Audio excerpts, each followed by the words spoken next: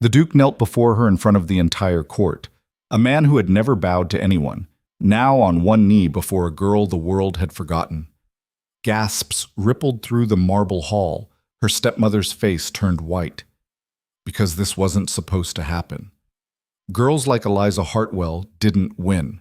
They disappeared, they served, they died quietly in corners no one remembered. But here she stood, the orphan, the servant, the shadow, while the most powerful man in the North waited for her answer. This is the story of how she got there.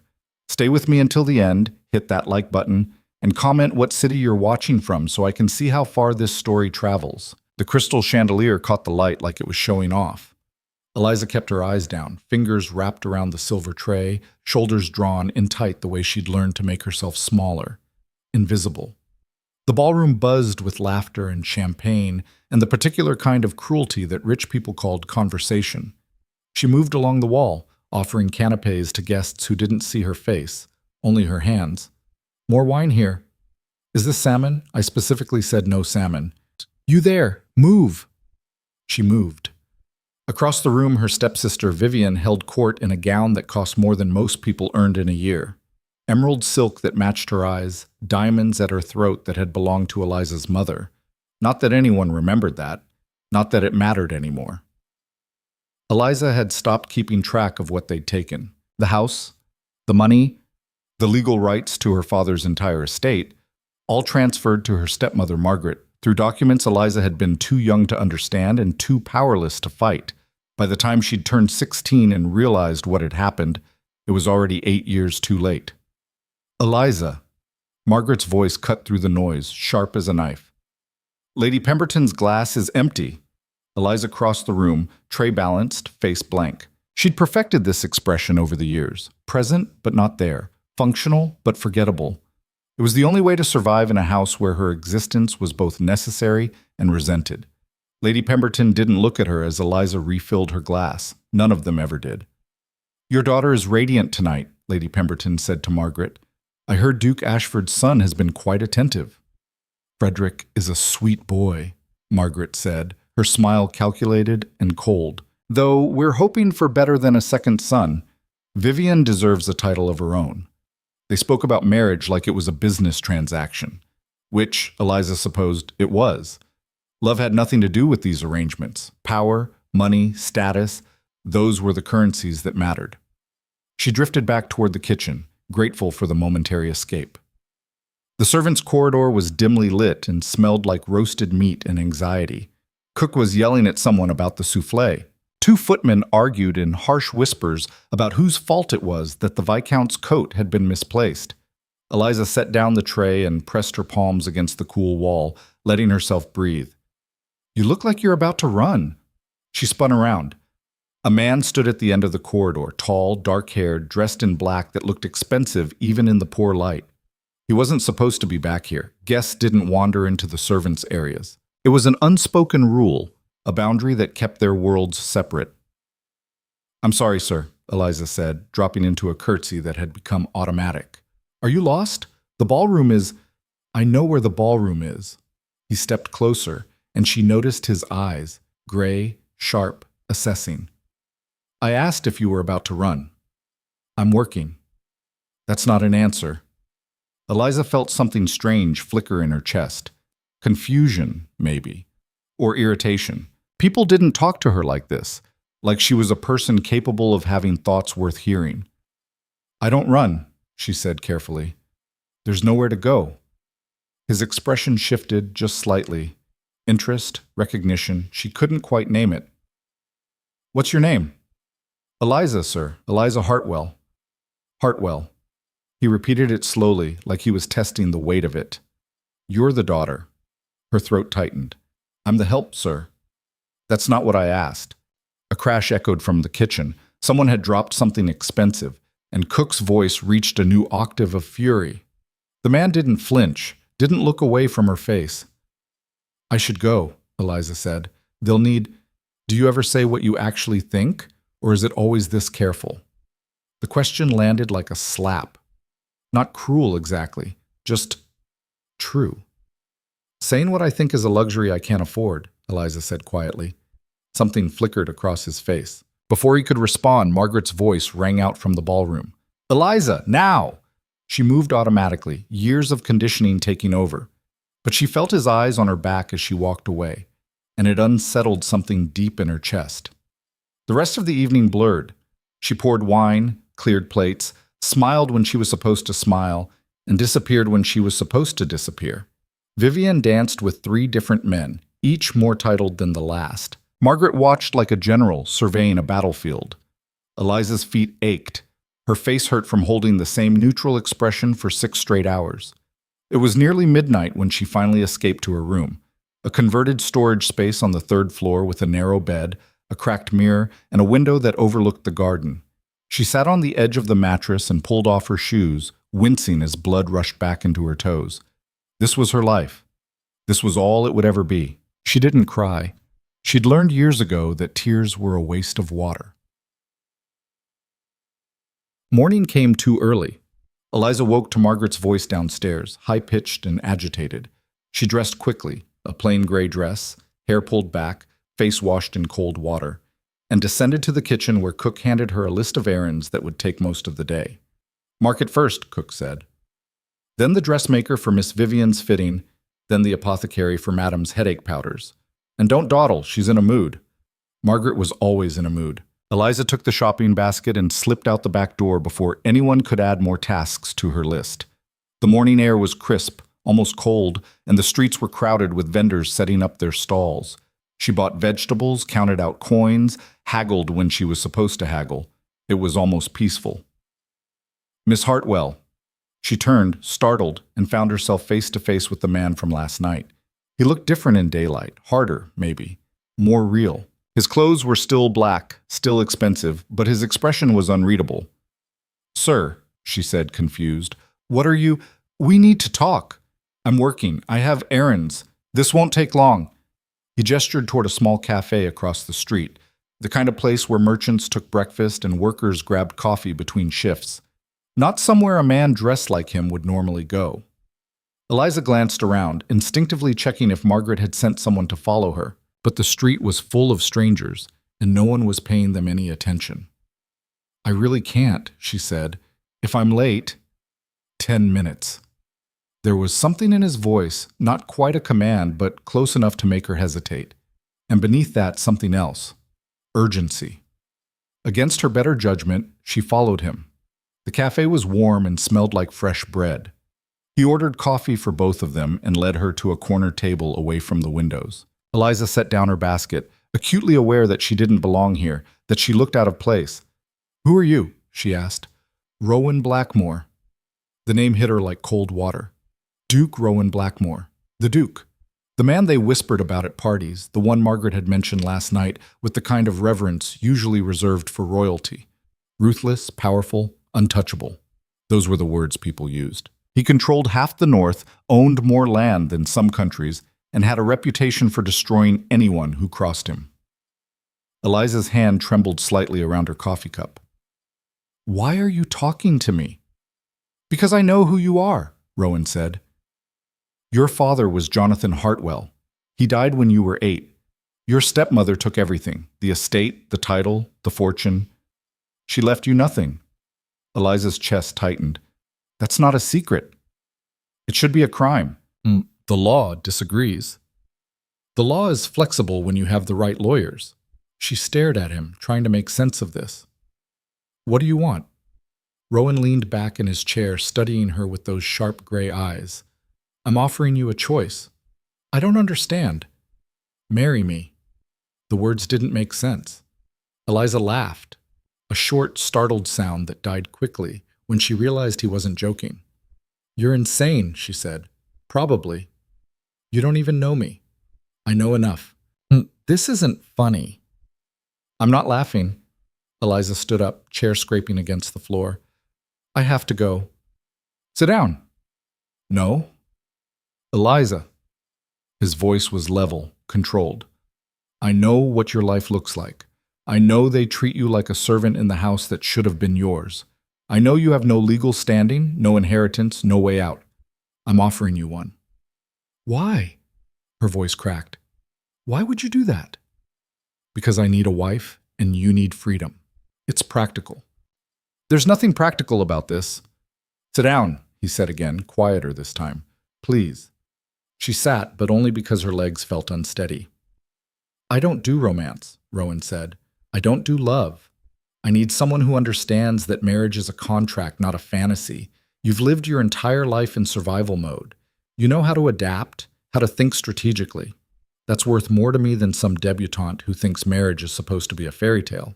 But you're talking about me like I'm a business asset. Because that's what this is. Business. Eliza's mind raced. This was insane, completely insane. And yet, what do you get out of it? She asked. Stability, an end to the matchmaking nonsense, a wife who won't expect things I can't give. And what do I get? Your name back, your freedom, a life that isn't this. She looked down at her hands, rough from work, nails broken, fingers stained from scrubbing floors. A life that isn't this. I need time, she said. You have until tomorrow. That's not enough time. It's all the time there is. He stood, dropped coins on the table for the coffee, and walked out without looking back. Eliza sat there for a long time, staring at nothing, trying to breathe. She didn't tell anyone about the conversation. How could she? Margaret would laugh, or worse, she'd find a way to use it against her. Vivian would mock her. The other servants would think she'd lost her mind. Maybe she had. That night, Eliza lay awake in her narrow bed, staring at the ceiling. She thought about her father, his laugh, his hands, the way he'd called her his little scholar because she'd loved books more than dolls. She thought about the house as it used to be, before Margaret had stripped it of everything warm and turned it into a monument to her own ambition. She thought about Rowan's words, a life that isn't this. What did she have to lose? Everything, a voice in her head whispered. You could lose everything. But what was everything when it was already nothing? The next morning, Eliza found Rowan waiting outside the house. He stood beside a carriage, arms crossed, expression unreadable. Well, he asked. She took a breath. I have conditions. Name them. I want my father's name restored, legally.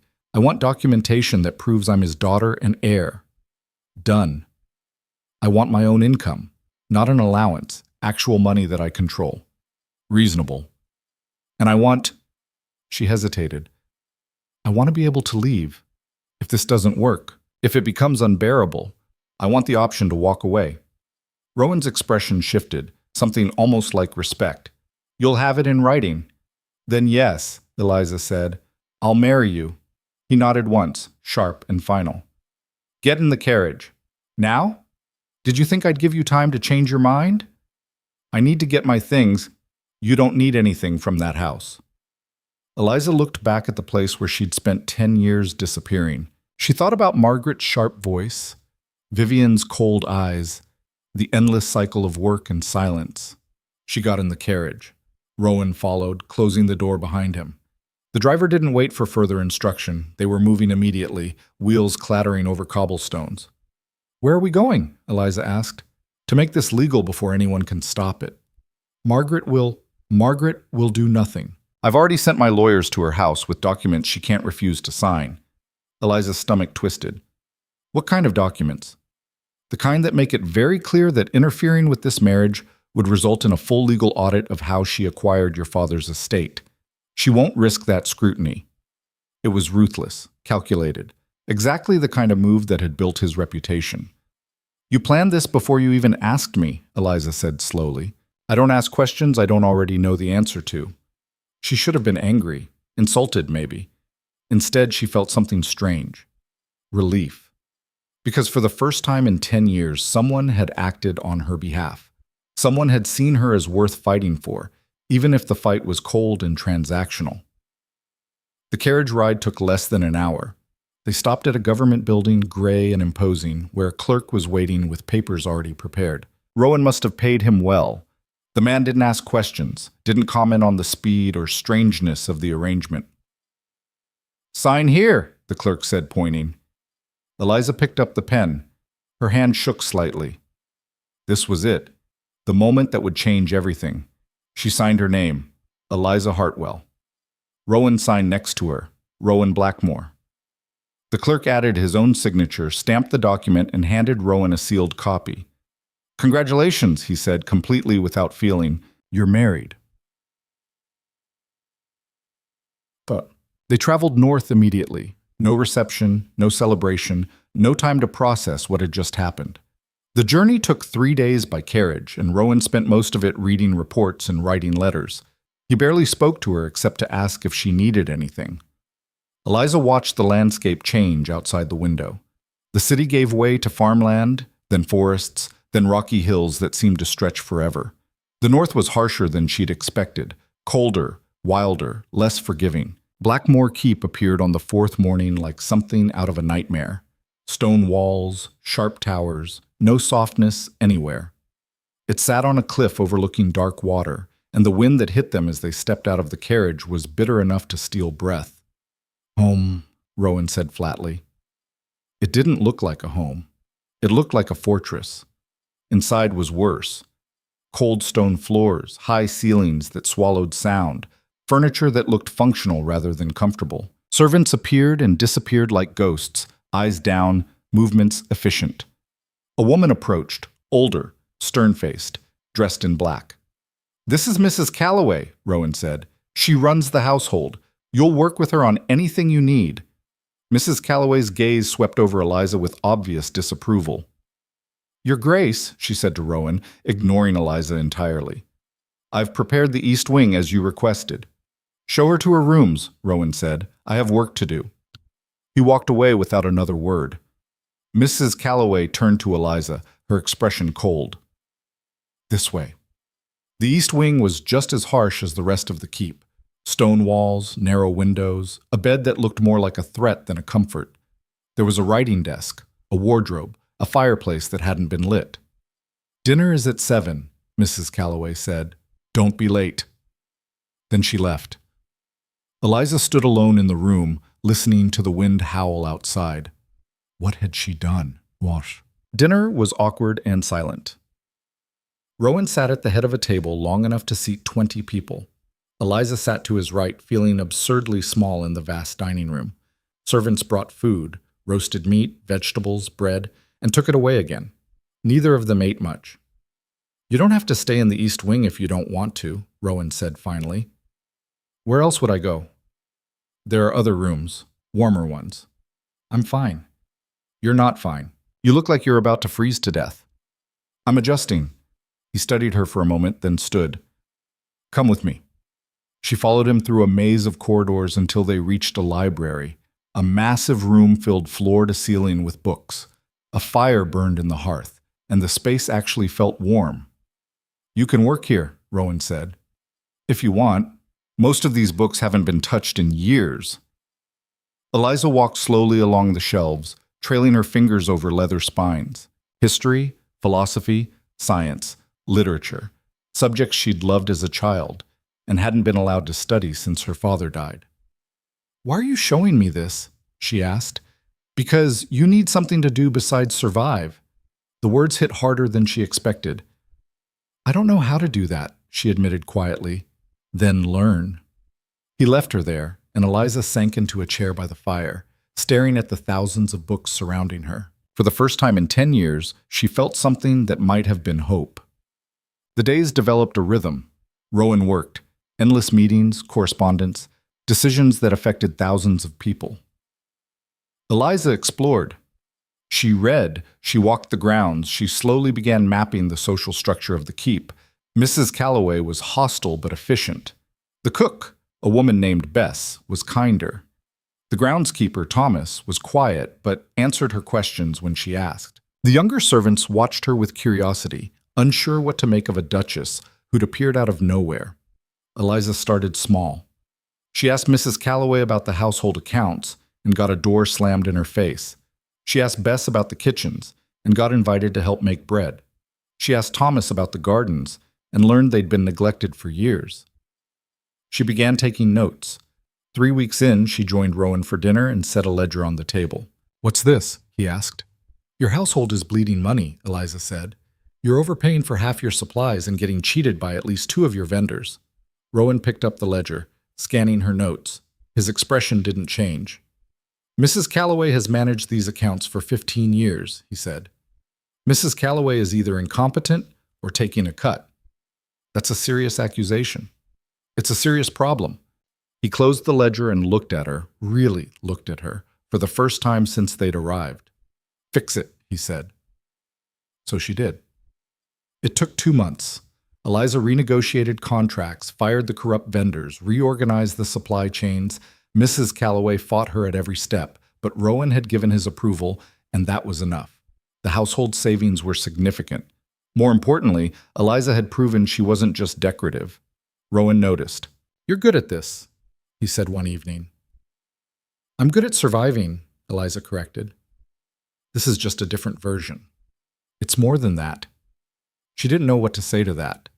Their relationship remained strange, formal, distant, but not hostile. They ate dinner together most nights, discussed the estate, occasionally argued about decisions. Rowan never touched her, never tried to. He slept in his own wing, worked brutal hours, and treated her like a valued colleague rather than a wife. It should have been exactly what she wanted. So why did it sometimes feel lonely? 4 months into the marriage, a letter arrived. Eliza was in the library when Rowan found her, holding an envelope with a wax seal she recognized immediately. Margaret's seal. "Don't read it," Rowan said. "Why not?" "Because it's poison. Whatever she's written, it's designed to hurt you." Eliza took the letter anyway and broke the seal. "Dearest Eliza, I hope this letter finds you well in your new circumstances. Vivian was married last month to Lord Ashford's eldest son. Quite a successful match, as I'm sure you'll agree. We're all very proud. I must confess surprise at your own situation. Marriage to the Duke was unexpected. One wonders what arrangements were made to facilitate such an unusual union. I do hope you're happy, though I imagine life in the frozen north must be quite different from what you once knew. Do write when you have time. We miss having you here." With affection, Margaret Eliza read it twice, feeling her chest tighten with each word. "What does it say?" Rowan asked. "That Vivian got married, that they miss me, that I should be grateful." "She's lying." "I know." "Then why do you look like that?" "Like what?" "Like you believe her." Eliza set down the letter, hands shaking. I don't believe anything she says, but it still—" She stopped, swallowing hard. "It still hurts." Rowan was quiet for a long moment. Then he crossed the room and did something he'd never done before. He sat down next to her. "She doesn't get to hurt you anymore," he said quietly. "That part of your life is over." "Is it?" "Yes." "How can you be sure?" "Because I won't let her near you. Neither will my lawyers. You're protected now." The word settled over her like a blanket. Protected. When was the last time anyone had protected her? "Thank you," she whispered. He stood, uncomfortable with the emotion in the air. "Burn the letter. Don't keep it." She did, watching Margaret's words curl and blacken in the fireplace flames. That night, for the first time, she slept without nightmares. The seasons changed. Winter came hard and brutal to the north, burying the keep in snow for weeks at a time. Eliza had never seen anything like it, the way the world turned white and silent, the way the cold could seep into your bones if you weren't careful. She learned to dress in layers, to keep fires burning, to appreciate the small warmth of hot tea and frozen hands. She also learned that Rowan was respected by his people, genuinely respected, not feared. He was hard but fair, demanding but reliable. When a storm destroyed half the village's roofs, he sent workers and supplies immediately. When a tenant fell ill, he made sure the family had food and medicine. He wasn't cruel, just controlled.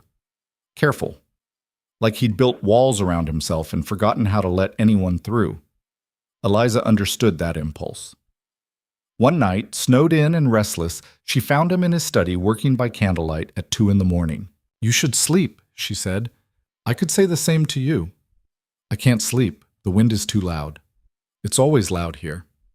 She sat down in the chair across from his desk, pulling her shawl tighter around her shoulders.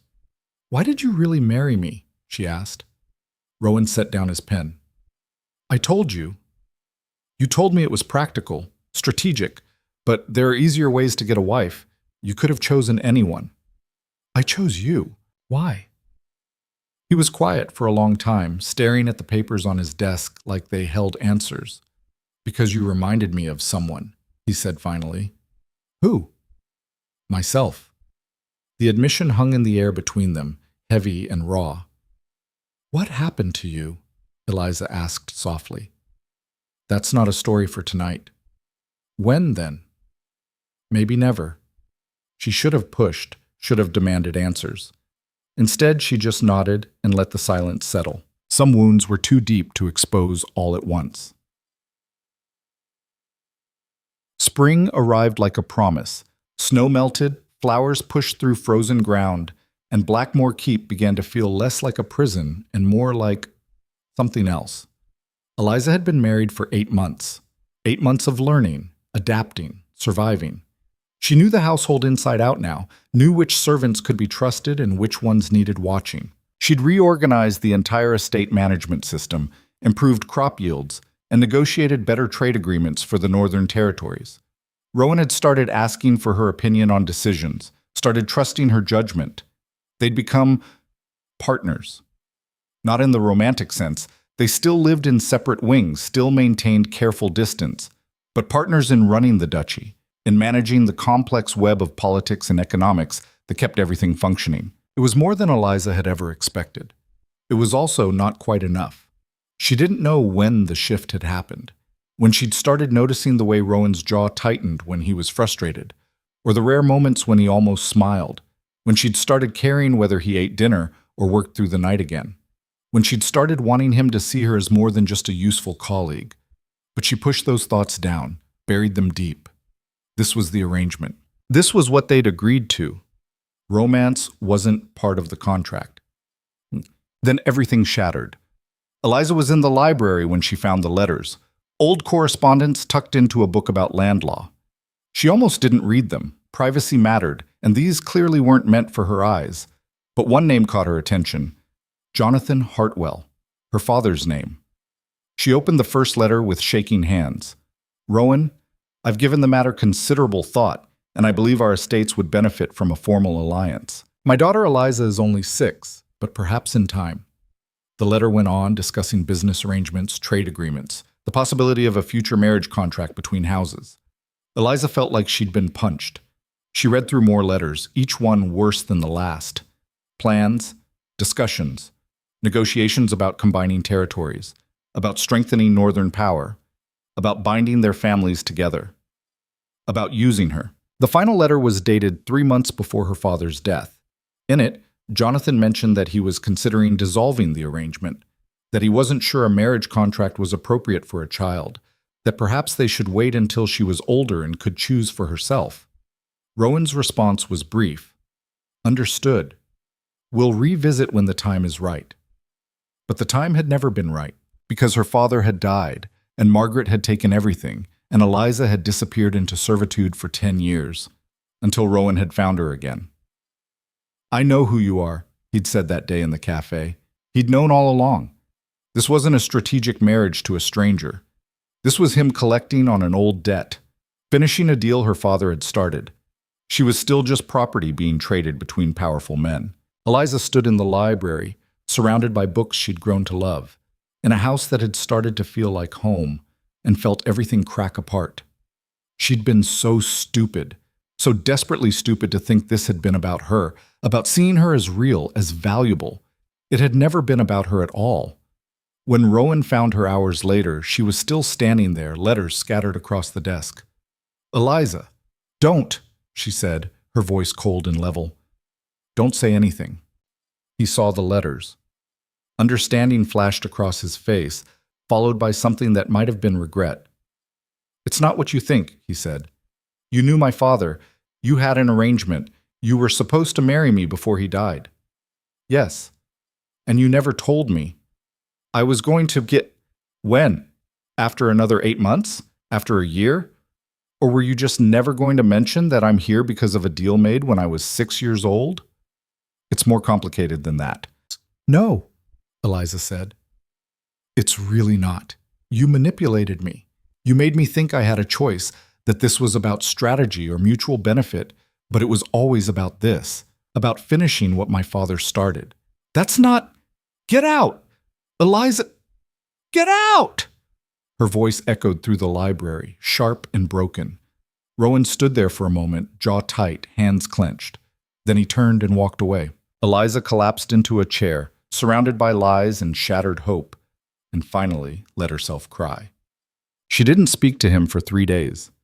3 days of eating meals in her room, of avoiding the parts of the keep where she might run into him, of trying to figure out what to do next. She could leave. The marriage contract had a clause. She'd insisted on it. She could walk away. But where would she go? Back to Margaret? Never. To some other city where she'd have to start over with nothing? She was trapped again.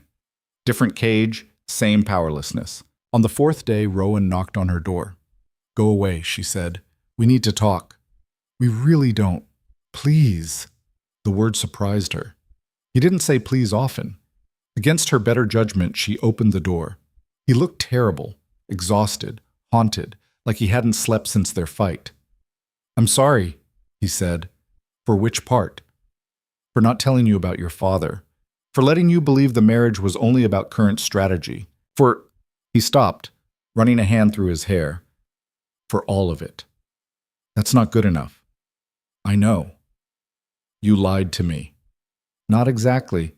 "Yes, exactly. Lies of omission are still lies."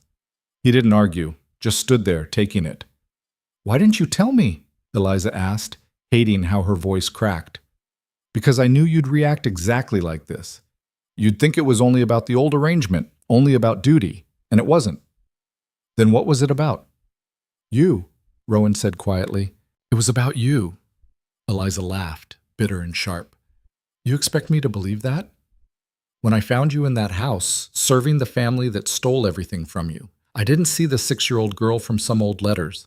I saw someone who'd survived 10 years of hell and still had fight left. Someone who deserved better than what the world had given her. Yes, I knew your father. Yes, there was history. But I married you because of who you are now, not because of some arrangement made 20 years ago." "I don't believe you." "Then don't. But it's the truth." They stood there in the doorway, the space between them feeling like miles. "I need time," Eliza said finally. "How much time?" "I don't know. Maybe a lot. Maybe forever." Rowan nodded slowly. "I'll wait." He walked away and Eliza closed the door, leaning against it until her legs gave out and she slid to the floor. She wanted to believe him. Wanted to believe that somewhere in this calculated, strategic marriage, there had been something real. But trust, once broken, didn't come back easily. And Eliza had learned a long time ago that hope was the most dangerous thing of all. 2 weeks passed like winter, slow, cold, inevitable. Eliza threw herself into work because work didn't require trust. She reorganized the northern trade routes, renegotiated contracts with 3 different merchant guilds, and personally inspected every grain storage facility within a day's ride of the keep.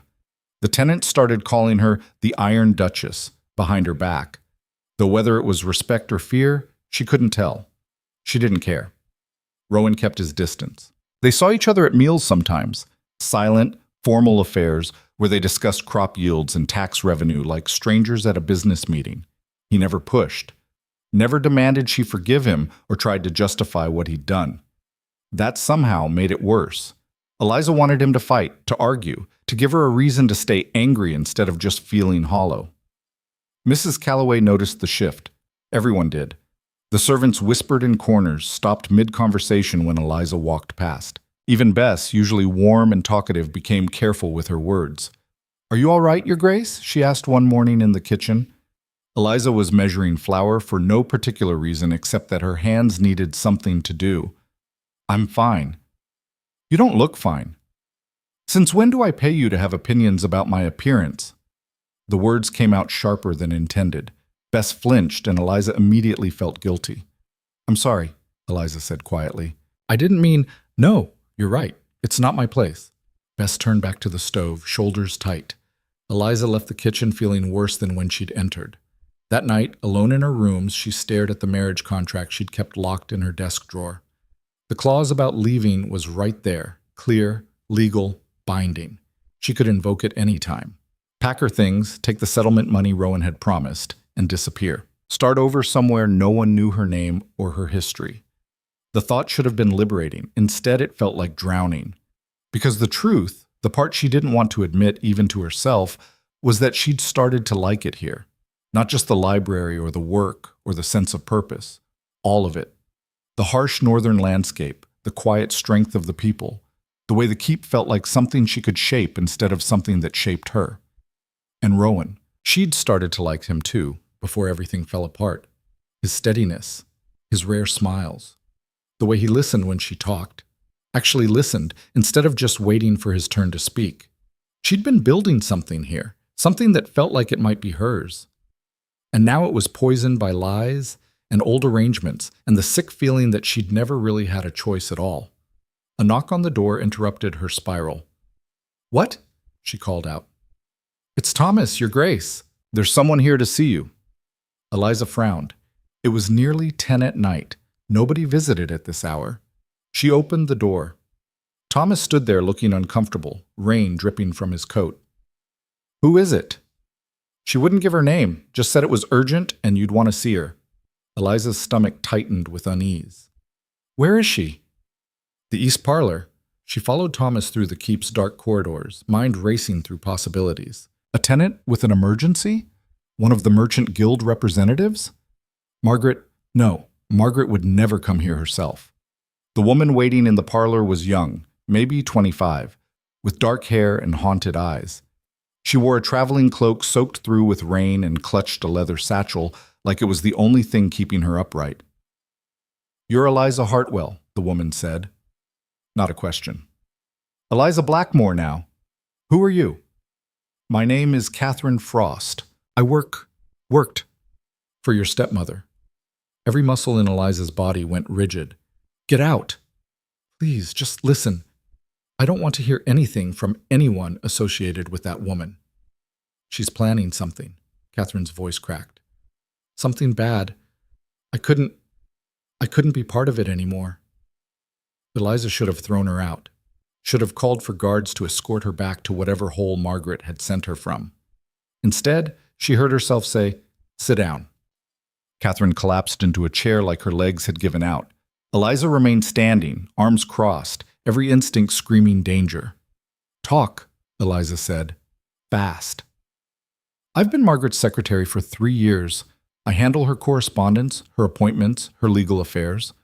A month ago, she asked me to find something specific, documentation of your parents' marriage, your birth certificate, anything that proved legal lineage." "Why?" "She didn't say. But she's been meeting with lawyers, a lot of lawyers, and last week she had me forge a letter." The word hung in the air like poison. "What kind of letter?" Eliza asked quietly. Catherine reached into her satchel with shaking hands and pulled out a piece of paper. "This is a copy. She has the original." Eliza took it, her chest tight. The letter was dated 15 years ago, supposedly written by her father to Margaret's lawyer. In it, Jonathan Hartwell allegedly stated that Eliza was not his biological daughter, that his first wife had been unfaithful, that he'd raised Eliza out of duty but wanted no legal claim to tie her to his estate after his death. It was complete fiction, cruel, deliberate fiction. "This is a lie," Eliza said, her voice shaking. "All of it." "I know. I was there when she dictated it. She made me copy your father's handwriting from old documents until it looked authentic." "Why are you telling me this?" Catherine's eyes filled with tears. "Because I have a daughter. She's 4 years old, and I keep thinking, what if someone did this to her? What if someone tried to erase her entire existence just for money?" Eliza sank into a chair, the forged letter crumpling in her grip. "What's Margaret planning to do with this?" "Challenge your marriage. Claim you misrepresented yourself as Jonathan Hartwell's heir. If she can prove you had no legal right to your father's name, she can argue the marriage contract is invalid, that Duke Blackmore was defrauded into marrying someone with false credentials." "That's insane. Rowan knew who I was."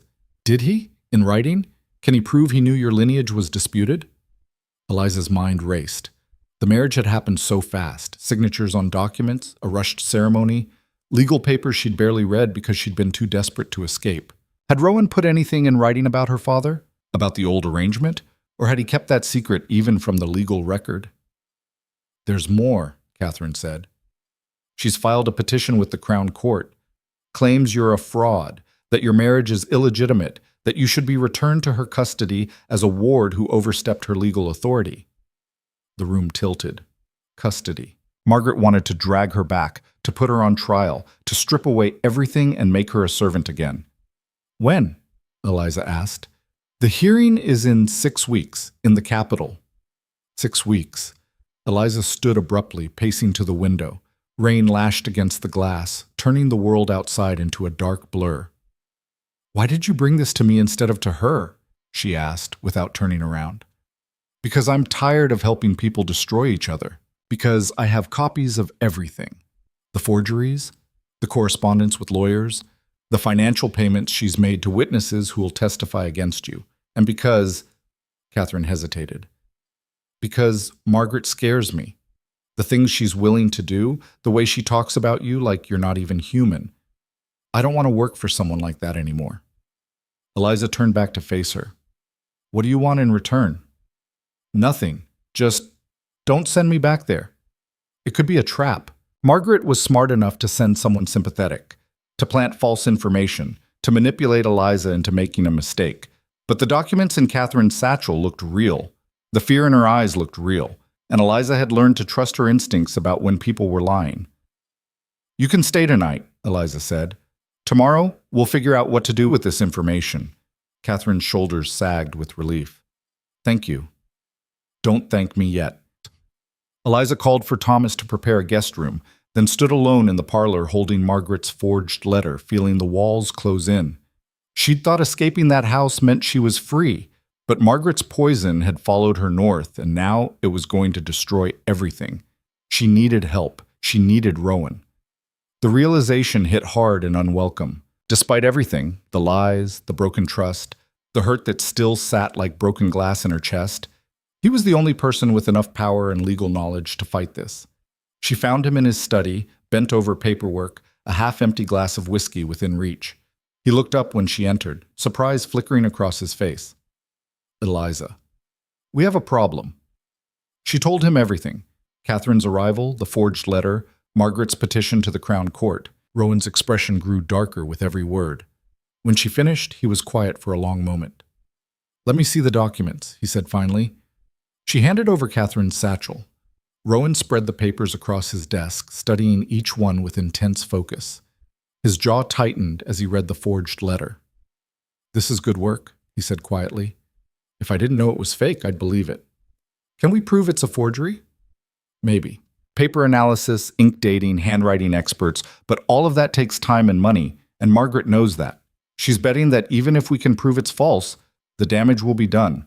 The accusation alone will be enough to destroy your reputation. So what do we do?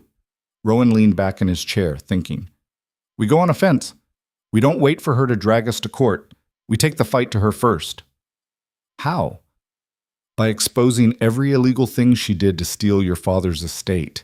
We audit the entire transfer of assets. We interview everyone who was involved. We find every forged signature and bribed official. We don't just defend you. We destroy her.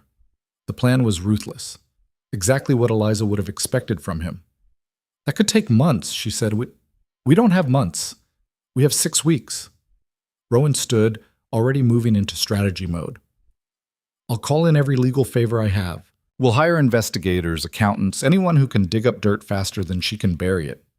She has money too. She can fight back. Not like I can. His voice was cold, certain. I own half the North. I have resources she can't match and connections she can't buy. If she wants a war, I'll give her one. Eliza felt something shift in her chest. Not quite forgiveness, but something close to gratitude. Why? She asked. Why are you doing this? Rowan met her eyes. Because she doesn't get to take you back. I don't care what some forged letter says or what lies she tells in court. You're mine now, and I protect what's mine. The possessiveness in his voice should have annoyed her. Instead, it felt like armor. I need to know something, Eliza said quietly. The marriage documents. Did you mention the arrangement with my father?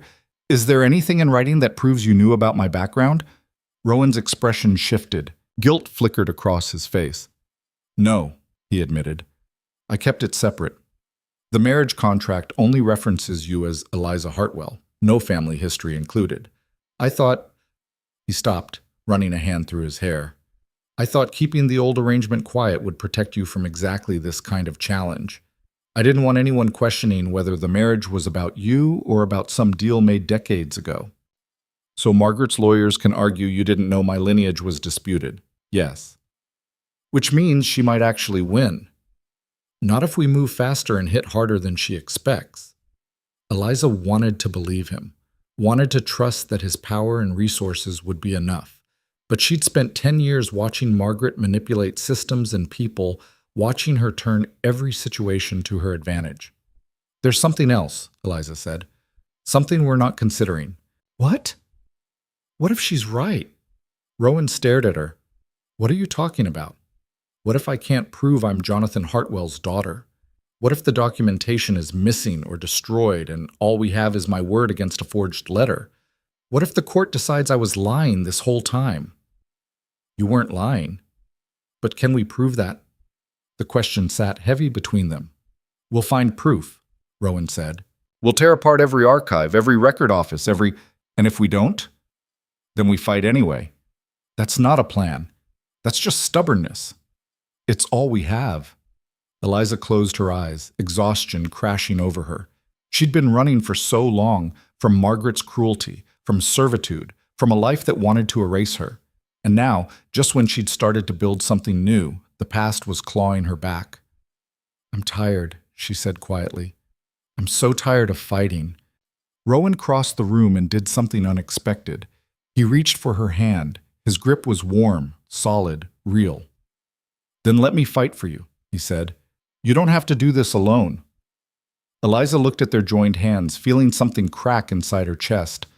All the anger and hurt from the past weeks was still there, still real, but so was this, the steadiness of his presence, the certainty in his voice.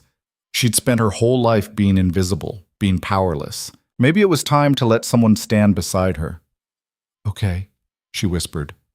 Okay. The next 6 weeks were a blur of controlled chaos. Rowan hired a team of investigators who descended on Margaret's estate like locusts. They interviewed servants, examined financial records, tracked down witnesses who'd been paid to lie during the original estate transfer. Eliza worked alongside them, her memory of the house and its inhabitants proving invaluable. She knew which servants had been there during her father's death, which lawyers had handled the paperwork, which officials had signed off on documents without proper review. Catherine became an unexpected asset. She had copies of everything, years of Margaret's correspondence, financial ledgers, even drafts of the forged letter with Margaret's handwritten notes in the margins. She kept everything, Catherine explained. She's paranoid about people betraying her, so she documents every transaction, every agreement. She never thought someone in her own office would turn against her. Why did you? Eliza asked one night, both of them exhausted from another 14-hour day of sorting through evidence. Catherine was quiet for a moment. My daughter's name is Emma. Her father died before she was born, and I needed work desperately. Margaret hired me when no one else would. But then I watched how she treated you, how she talked about you like you were nothing, like your whole existence was just an obstacle to be removed. And I realized that's how she sees everyone. We're all just tools to be used until we're not useful anymore. You could have just quit and let her destroy you? No, some things are worth the risk. They found evidence, lots of it. Forged signatures on the estate transfer documents, bribed officials who'd fast-tracked the legal proceedings, witness statements from servants who'd been paid to lie about Jonathan's final wishes. But they didn't find the one thing Eliza needed most, proof of her parentage. Her birth certificate was missing from the official archives. Her parents' marriage license was gone. Every document that would definitively prove Jonathan Hartwell was her father had vanished, and Eliza knew exactly who'd made them disappear. We can still win without it, Rowan insisted. We have enough evidence of fraud to discredit everything Margaret says. But we can't prove I'm legitimate, Eliza said. That's what this whole case hinges on. Then we change the argument. We make it about Margaret's crimes, not your identity. That's not how courts work. It is if you make enough noise. 2 weeks before the hearing, Margaret played her next move. A letter arrived at the keep, hand-delivered by a royal courier. Inside was a formal summons, not just for Eliza, but for Rowan as well. Margaret's lawyers were now arguing that the Duke had knowingly entered into a fraudulent marriage contract and should face penalties for misrepresentation. "She's trying to drag me down with you," Rowan said, reading the summons with cold fury. "Make it too expensive for me to keep fighting." "It's working," Eliza said quietly. "Your reputation is on the line now. Your business relationships, your political standing, all of it at risk because of me. I don't care. You should." "Well, I don't." He crumpled the summons and threw it across the room. "Let her try. Let her bring her forged letters and bribed witnesses and see how far it gets her when I bring the full weight of the Northern Duchy down on her head." "Rowan, no. Don't ask me to abandon this. Don't ask me to throw you to the wolves to save my reputation." "That's not what I'm... Isn't it?" They stared at each other across the study, tension crackling like lightning. "I'm trying to give you an out," Eliza said. "You could annul the marriage right now, claim you were deceived, distance yourself from the whole mess. You'd be fine. And you'd be destroyed. Better me than both of us." Rowan crossed the room in 3 strides and grabbed her shoulders, not rough, but firm enough to make her look at him. "Listen to me," he said, voice low and intense. "I am not leaving you. I am not backing down. I am not letting that woman win. Whatever happens in that courtroom, we face it together. Do you understand?" Eliza's eyes burned. "Why does this matter so much to you?" "Because He stopped, jaw working like he was fighting with words that wouldn't come. "Because you matter. You matter, Eliza. Not the estate, not the arrangement, not any of the strategic bullshit. You. And I'm not losing you to her lies." Something in Eliza's chest cracked wide open. She'd spent so long being angry at him, feeling betrayed by the secrets he'd kept. But here he was, risking everything, his reputation, his power, his carefully controlled life. For her. Not for some business arrangement. For her. "I don't know how to do this," she whispered. "Do what?" "Trust someone. Let someone fight for me. All my life, it's just been me. It's not just you anymore." He pulled her close, and Eliza let herself lean into him, let herself take the comfort she'd been denying herself for weeks. His arms were solid around her, and for the first time in months she felt like she could breathe. "We're going to win," Rowan said against her hair.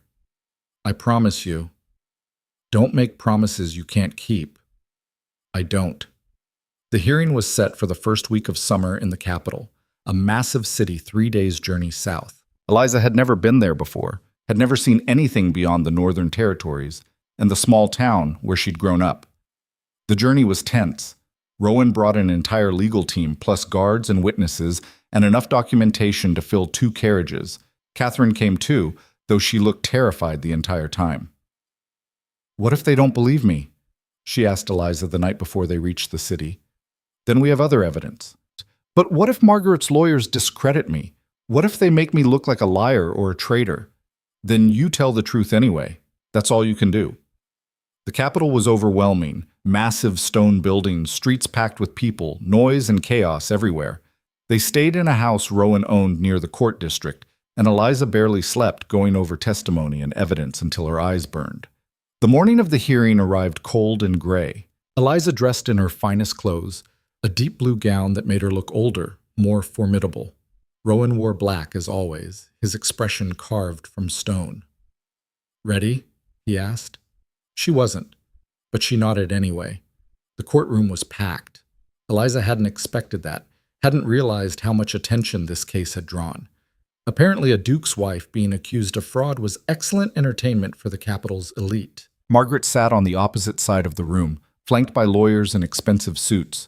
She looked exactly as Eliza remembered, perfectly composed, coldly beautiful, the picture of wounded respectability. Their eyes met across the courtroom, and Margaret smiled. It was the smile of someone who thought they'd already won.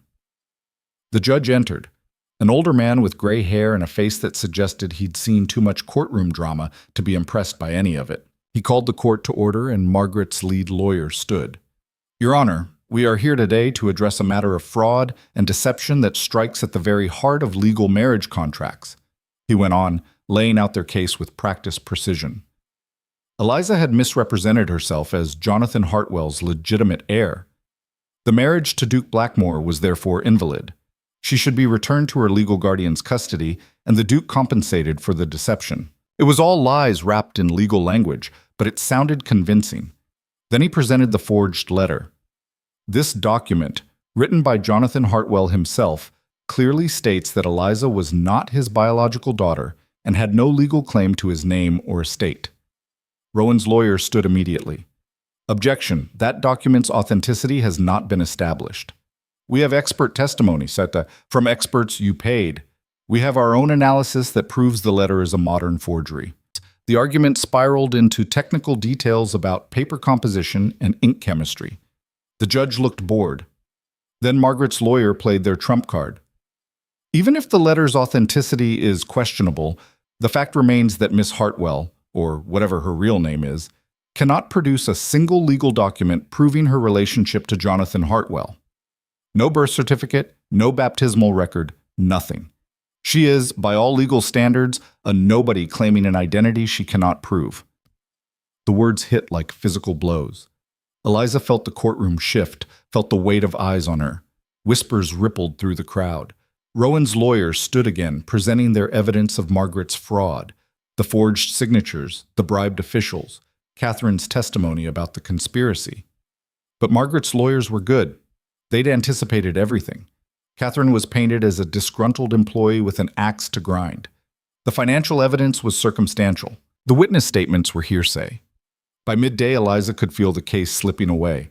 The judge called for a recess, and Rowan pulled her into a private chamber, his legal team hovering anxiously. "We need something stronger," one of the lawyers said. "Something they can't refute." "We've shown them everything we have," another argued. "It's not enough." They were falling apart, and Eliza could see the panic creeping in. "Stop," she said quietly. Everyone turned to look at her. "Stop trying to prove I'm Jonathan Hartwell's daughter," Eliza said, her voice growing stronger. "Because you're right. We can't. Margaret destroyed every document that would prove it. She spent 10 years making sure I couldn't fight back legally." "Then what do you suggest?" Rowan asked. Eliza took a breath, an idea forming that was either brilliant or insane. "We change the question," she said. "We stop fighting about who I was and start fighting about who I am now. I'm the Duchess of Blackmore. I've been managing the northern estates for 8 months. I've renegotiated trade agreements, improved crop yields, and saved the duchy over $50,000 in wasteful spending. Margaret can argue about my birth all she wants, but she can't argue with results. I'm not some helpless girl she can reclaim. I'm a legal adult who made a choice, and that choice has been validated by 8 months of competent governance." The room was silent. Then Rowan smiled, sharp and dangerous. "We put you on the stand," he said. "We make this about your accomplishments, not your ancestry. We prove you're exactly who you claim to be, someone capable of being a duchess." "They'll tear her apart," one of the lawyers protested. "Let them try," Eliza said. When court reconvened, Rowan's lawyer made an unexpected request. "We'd like to call Eliza Blackmore to testify." Margaret's lawyer objected immediately. "This is highly irregular. The defense has every right to present testimony from the accused," the judge said. "I'll allow it." Eliza walked to the witness stand, every eye in the courtroom on her. She sat, folded her hands, and waited. "Tell us about your work at Blackmore Keep," Rowan's lawyer began. And Eliza did. She talked about the household accounts, the renegotiated contracts, the agricultural improvements. She cited numbers, named specific projects, demonstrated knowledge that couldn't be faked. Margaret's lawyer tried to interrupt, to object, but the judge was listening now, actually interested. "You've accomplished all this in 8 months?" he asked. "Yes, Your Honor." "Without any formal training?" "I learned by doing, and by reading every book in the Keep's library on estate management." A murmur ran through the courtroom. Then Margaret's lawyer stood for cross-examination, and Eliza braced herself. "Miss Hartwell," "Blackmore," she corrected. "My legal name is Eliza Blackmore." His jaw tightened. "You claim to have improved the Blackmore estates, but isn't it true that you're simply taking credit for work done by others? The Duke Blackmore's staff—" "The staff reports to me," Eliza interrupted. I review every contract, every expenditure, every decision. If you'd like specific examples, I can provide them. And she did. For the next hour, she defended every choice, every change, every improvement she'd made. She was calm, precise, unshakable. Margaret's composure finally cracked. "This is absurd!" She stood up, voice shrill.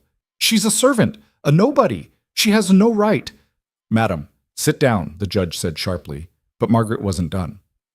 "I raised her for 10 years, fed her, clothed her, gave her a place to live when no one else would. And this is how she repays me? By lying, by stealing, by... Raised me?" Eliza's voice cut through Margaret's tirade like ice.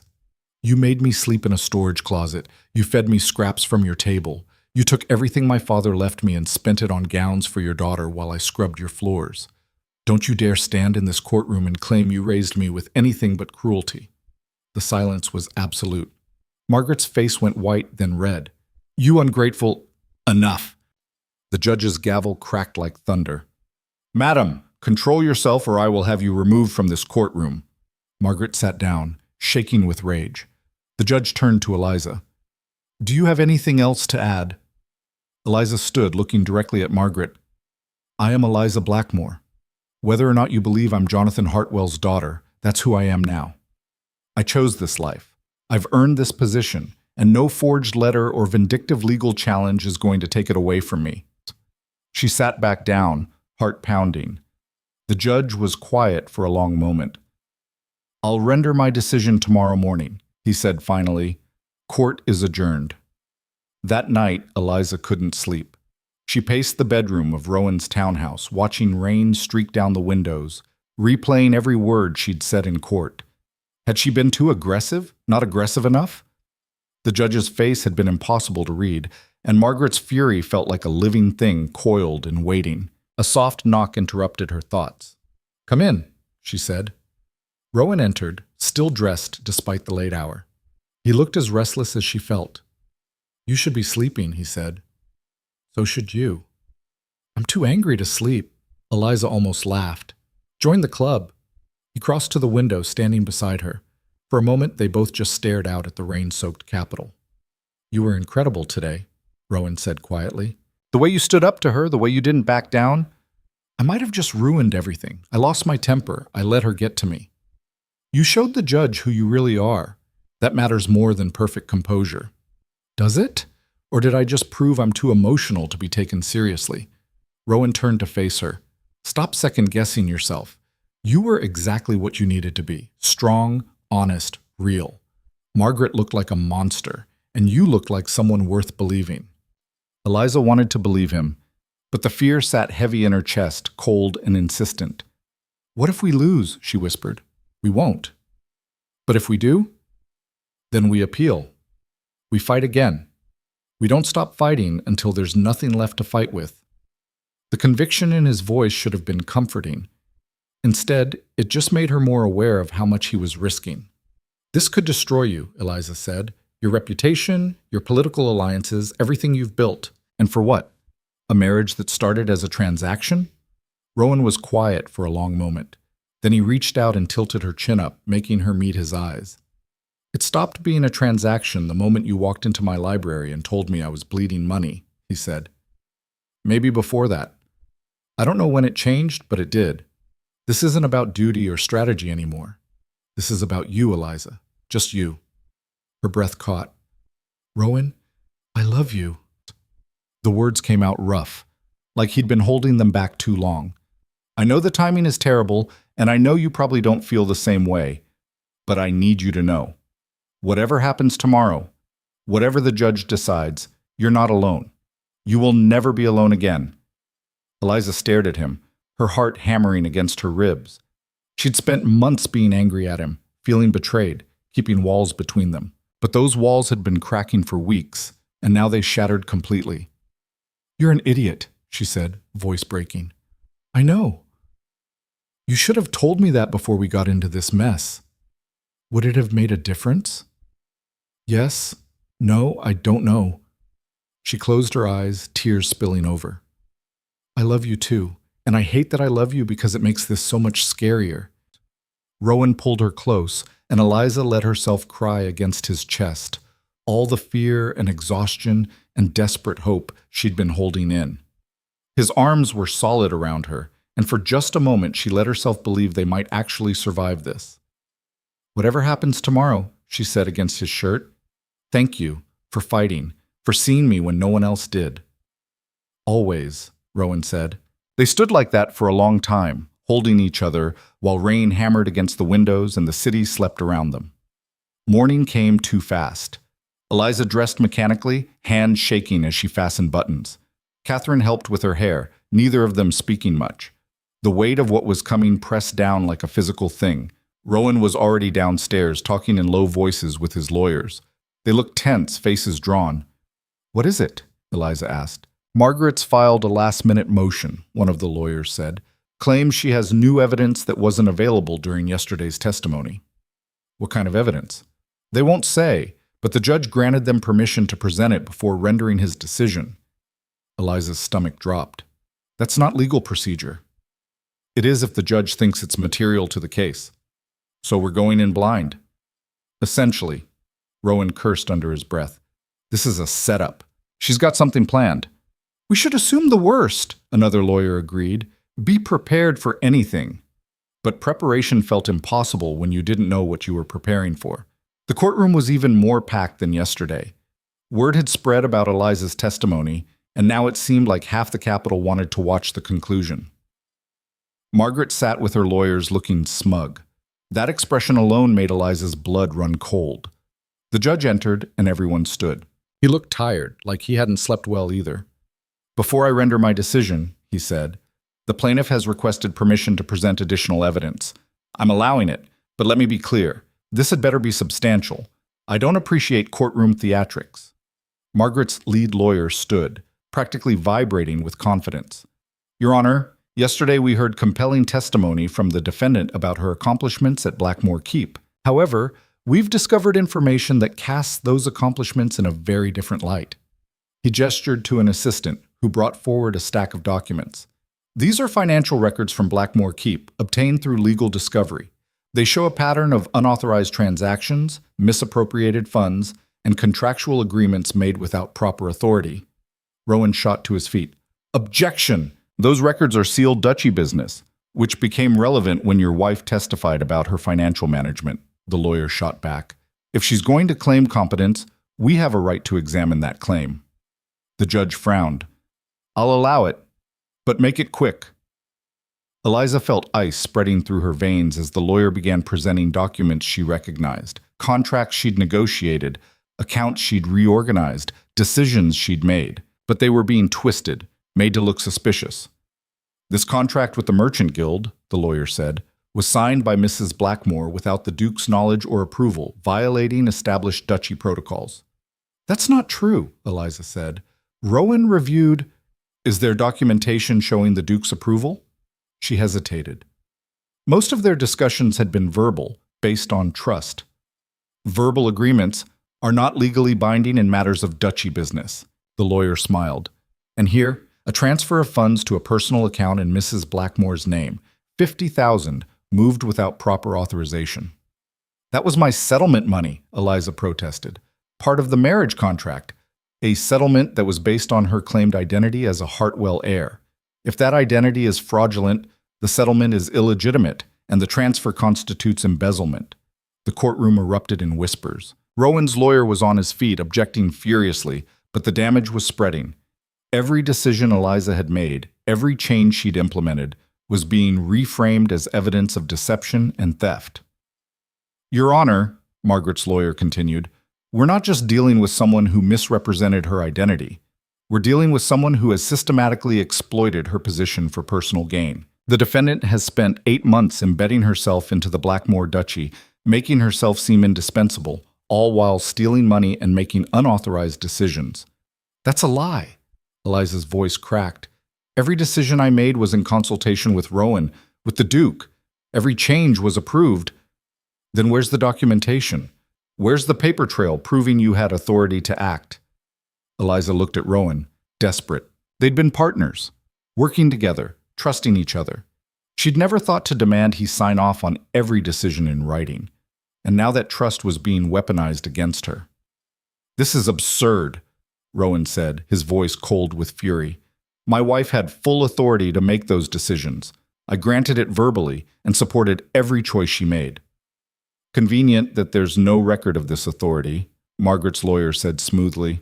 "Just as there's no record of her true parentage, no record of proper authorization, no record of anything except suspicious financial activity and unauthorized contracts." The judge was frowning, studying the documents. "These are serious allegations," he said. "They're fabrications," Rowan said, "designed to distract from the real issue that Margaret Hartwell stole my wife's inheritance and is now trying to steal her freedom." "The real issue," Margaret's lawyer countered, "is that your wife is a fraud who has been systematically deceiving you in the court." "Enough!" The judge held up a hand.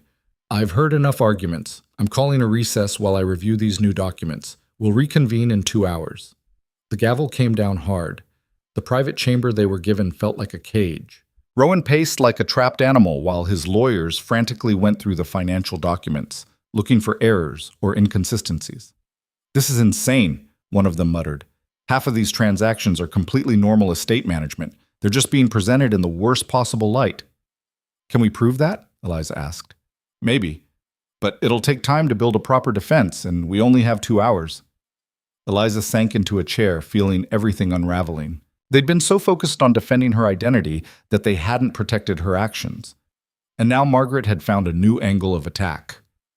"I should never have testified," she said quietly. "I gave them ammunition." "No," Rowan said sharply. "You told the truth. They're the ones twisting it." "It doesn't matter what the truth is if the judge believes their lies." Catherine appeared in the doorway, face white. "There's something you need to know," she said. "I just saw Margaret's assistant in the hall. They're planning something worse." "What could be worse than this?" Eliza asked. "They're going to request your immediate arrest, claim you're a flight risk and a danger to the Duchy's financial stability. They want you taken into custody today, before the judge even rules on the marriage." The room went silent. "They can't do that," one of the lawyers said, but he didn't sound certain. "They can if they convince the judge you've committed fraud and embezzlement," another lawyer said grimly. "It's a stretch, but with these financial records looking suspicious." "No."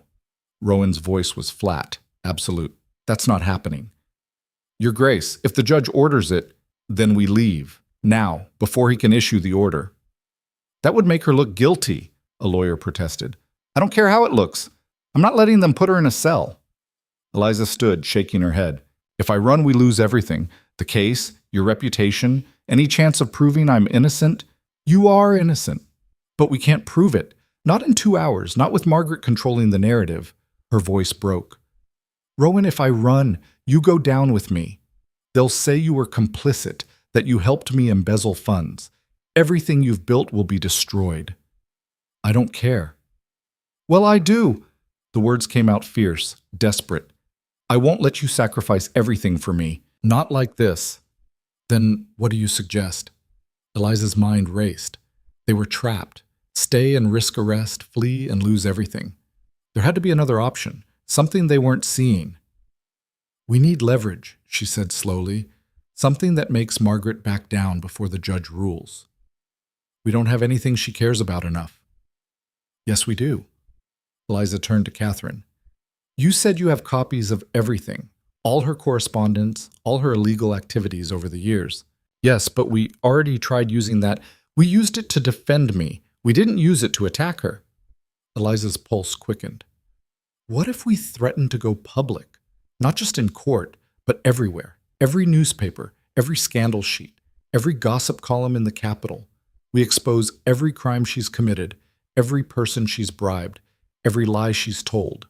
We destroy her reputation so completely that even if she wins this case, she'll lose everything else." The lawyers looked uncertain. "That's scorched earth," one of them said. "Exactly. It could backfire, make you look vindictive." "I am vindictive," Eliza said, "and I'm done playing defense. If she wants a war, let's give her one she can't win." Rowan was staring at her with something like admiration. "You're sure about this?" he asked. "No, but I'm tired of being afraid." He nodded slowly. "Then let's burn it all down." They had 90 minutes. Rowan's people moved fast, contacting journalists, preparing press releases, gathering every piece of damning evidence Catherine had compiled. The story they planned to release was devastating.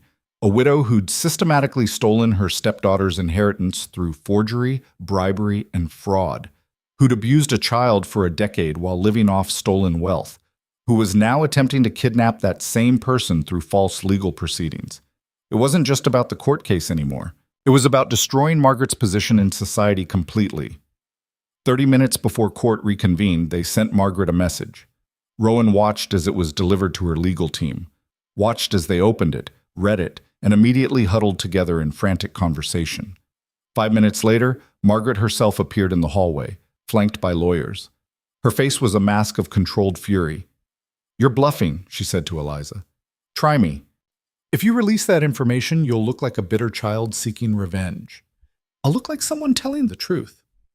And I have documentation to back up every single claim." Margaret's jaw tightened. "What do you want?" "Drop the case. Withdraw all allegations. Sign a legal agreement that you will never pursue any claims against me or the Blackmore Duchy. Ever. And if I refuse, then in 30 minutes, every newspaper in this city will have the full story of how you stole my inheritance, complete with forged documents, bribed officials, and witness testimony from your own secretary. Your reputation will be destroyed by sunset." Margaret's hands clenched into fists. "You can't prove all of it." "I can prove enough. And even the allegations alone will ruin you. You know how society works. Once the whispers start, they never stop." For the first time, Eliza saw real fear in Margaret's eyes. "You've become cruel," Margaret said quietly. "I learned from the best." They stared at each other across the hallway. The woman who'd spent 10 years crushing her, and the girl who'd finally learned to fight back. "I need to consult with my lawyers," Margaret said finally. "You have 20 minutes." Margaret swept away, lawyers trailing behind her. Rowan moved to stand beside Eliza, close enough that their shoulders touched. "She's going to take the deal," he said. "How do you know?" "Because she's a survivor, like you, and survivors know when they're beaten." 15 minutes later, Margaret's lead lawyer returned with documents already prepared. "My client agrees to your terms," he said stiffly. "All allegations will be withdrawn. She'll sign a binding agreement not to pursue future claims." Eliza read through the documents carefully, every word. It was all there. Complete withdrawal, legal immunity, ironclad protections. "Where is she?" Eliza asked. "She left. She doesn't wish to see you again." Something twisted in Eliza's chest. Not quite satisfaction, not quite sadness. Just finality. She signed the agreement Rowan signed as a witness. His lawyers notarized everything. It was over. When they entered the courtroom, the judge looked confused to see both legal teams standing together. "Your Honor," Margaret's lawyer said, "the plaintiff wishes to withdraw all allegations and dismiss the case with prejudice." The judge frowned. "On what grounds?" "New information has come to light that makes pursuing this case untenable. We apologize for wasting the court's time." A murmur ran through the courtroom. The judge looked at Rowan's legal team. "Does the defense have any objection to dismissal?" "None, Your Honor," Rowan's lawyer said. "Very well. Case dismissed." The gavel came down. It was over. People started talking all at once, journalists scrambling for the doors to report the shocking development. Eliza stood frozen, unable to quite process what had just happened. She'd won. No, they'd won. Rowan pulled her into his arms right there in the courtroom, not caring who saw. "It's over," he said against her hair. "You're safe. You're free." Eliza closed her eyes, finally letting herself believe it. The journey back north took 4 days. Eliza spent most of it sleeping, exhausted in ways she hadn't known were possible. When she wasn't sleeping, she stared out the carriage window, watching the landscape change from city to farmland to forest. Catherine traveled with them, having nowhere else to go. Rowan had offered her a position managing correspondence at the keep, and she'd accepted with tears of gratitude. "What will you do now?" Catherine asked Eliza one evening as they stopped at an inn. "I don't know," Eliza admitted. "I've spent so long just surviving, just fighting. I don't know what comes after. Living, maybe. Actually living, instead of just existing. The words settled over Eliza like a promise. When they finally reached Blackmore Keep, it looked different somehow, less harsh, almost welcoming. Mrs. Calloway met them at the entrance, her expression carefully neutral. "Welcome home, Your Grace," she said to Eliza. It was the first time she'd called her that without it sounding like an insult. "Thank you, Mrs. Calloway." That night, Eliza found Rowan in the library, staring into the fire. "Can't sleep?" she asked. "Too much quiet. I got used to the chaos." She sat beside him, close enough that their knees touched. "We need to talk," Eliza said. "That sounds ominous." "It's not. I need to say something." She took a breath. "When this started, I thought I was trading one form of captivity for another. A better cage, but still a cage. But somewhere along the way, it stopped being a cage. It became a choice. You became a choice." Rowan was very still, watching her. "I don't know how to be a wife," Eliza continued. "I don't know how to be in love or trust someone completely or any of the things I'm supposed to know, but I want to learn with you. If you're willing to be patient with me." "I've been patient for 8 months," Rowan said quietly. "I can keep being patient, even though I'm difficult and stubborn and sometimes impossible, especially because of that." She kissed him then, soft and tentative, and he responded with a gentleness that made her chest ache. When they finally pulled apart, Rowan rested his forehead against hers. "I have something to show you," he said. He led her through the keep to a room she'd never been in before. When he opened the door, she gasped. It was an office, beautiful, warm, full of light even at night from multiple lamps. There was a massive desk, shelves for books and documents, comfortable chairs, everything she'd need. "It's yours," Rowan said, "if you want it. A proper workspace for the Duchess of Blackmore." Eliza walked slowly around the room, trailing her fingers over the desk, the shelves, feeling something warm and bright expanding in her chest. "When did you do this?" she asked. "Started it months ago. Finished it while we were in the capital. You were that certain we'd win. I was that certain you deserved a space of your own, regardless of what happened." She turned to face him, this man who'd seen her when she was invisible, who'd fought for her when no one else would, who'd given her not just freedom, but a place to belong. "Thank you," she whispered. "For what?" "For seeing me. For believing I was worth fighting for." "Always," Rowan said. They stood together in her new office, and for the first time in her life, Eliza felt like she was exactly where she belonged.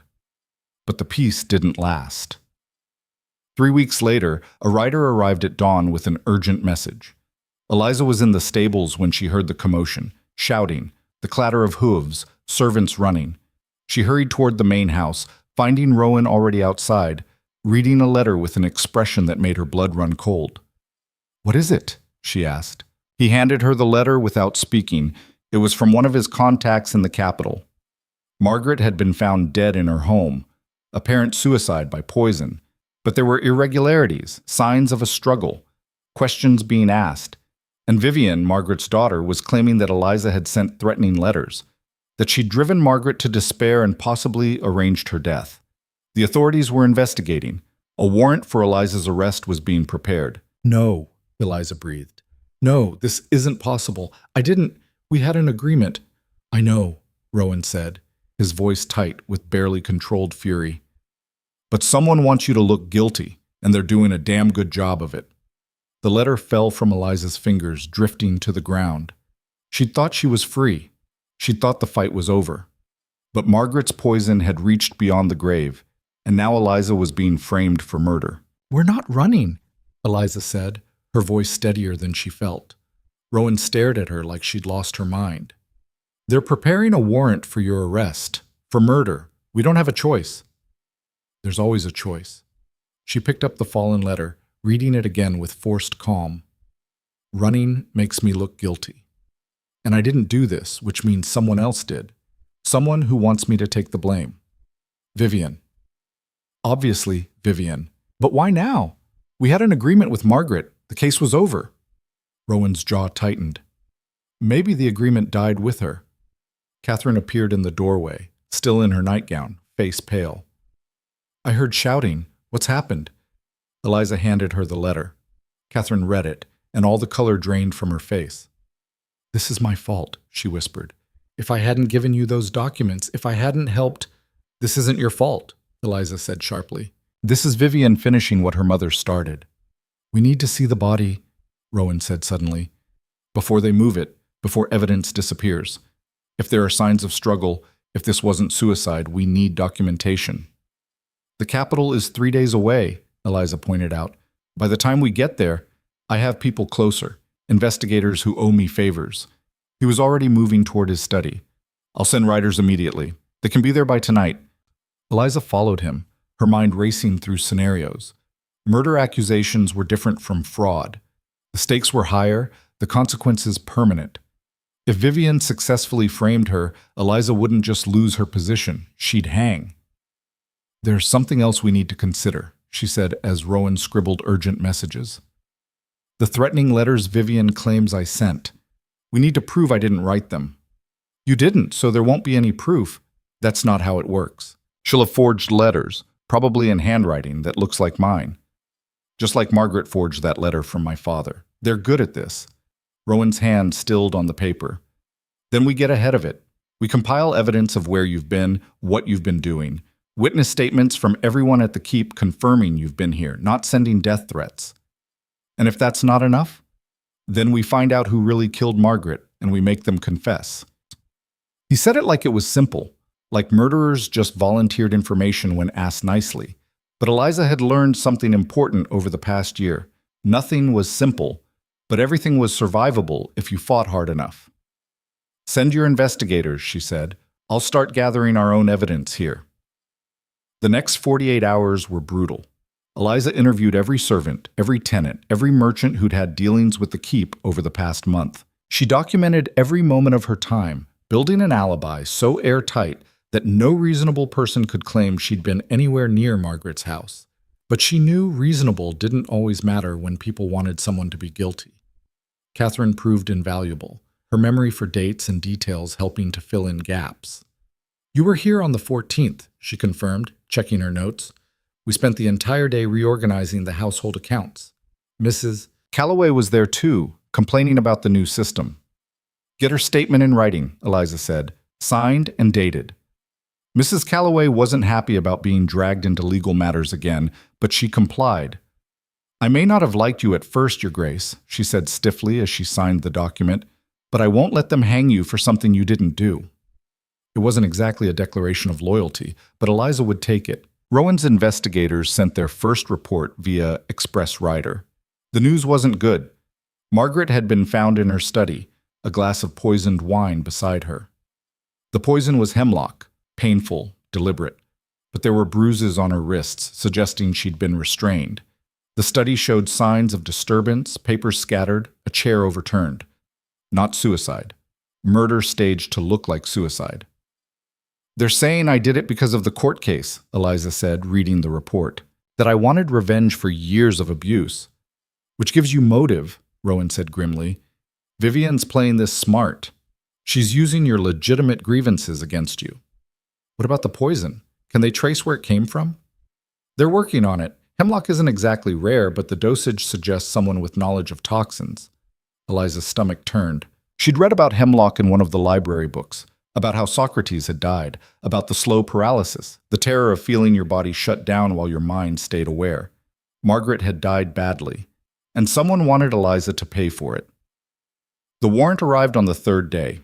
2 Crown investigators rode up to Blackmore Keep with official documents and grim expressions. Eliza watched them approach from her office window, feeling ice spread through her veins. "Your Grace," the lead investigator said when Rowan met them at the door, "we have a warrant for the arrest of Eliza Blackmore on suspicion of murder." "She didn't do it," Rowan said flatly. "That's for the courts to decide. We're authorized to take her into custody immediately." "Like hell you are." The investigator's hand moved toward his weapon. "Don't make this difficult, Your Grace. We have our orders. And I have jurisdiction over my own lands. You want to arrest my wife? You'll need more than a warrant. You'll need an army." The tension ratcheted up to breaking point. Eliza could see guards gathering, could feel violence crackling in the air. She stepped forward. "It's all right," she said quietly. "I'll go with them." Eliza, no. I didn't do this. Which means there's evidence that will prove my innocence. Let me go. Let them investigate. The truth will come out. You're trusting a system that already tried to destroy you once. I'm trusting that you won't let them railroad me. She met his eyes, willing him to understand. I need you here, finding proof. Not in a cell beside me because you assaulted a Crown investigator. Rowan looked like he wanted to argue, but he knew she was right. You touch her unnecessarily, he said to the investigators, and I will end you. Understood? Understood, Your Grace. They put Eliza in a carriage, not shackled, at least, but clearly under guard.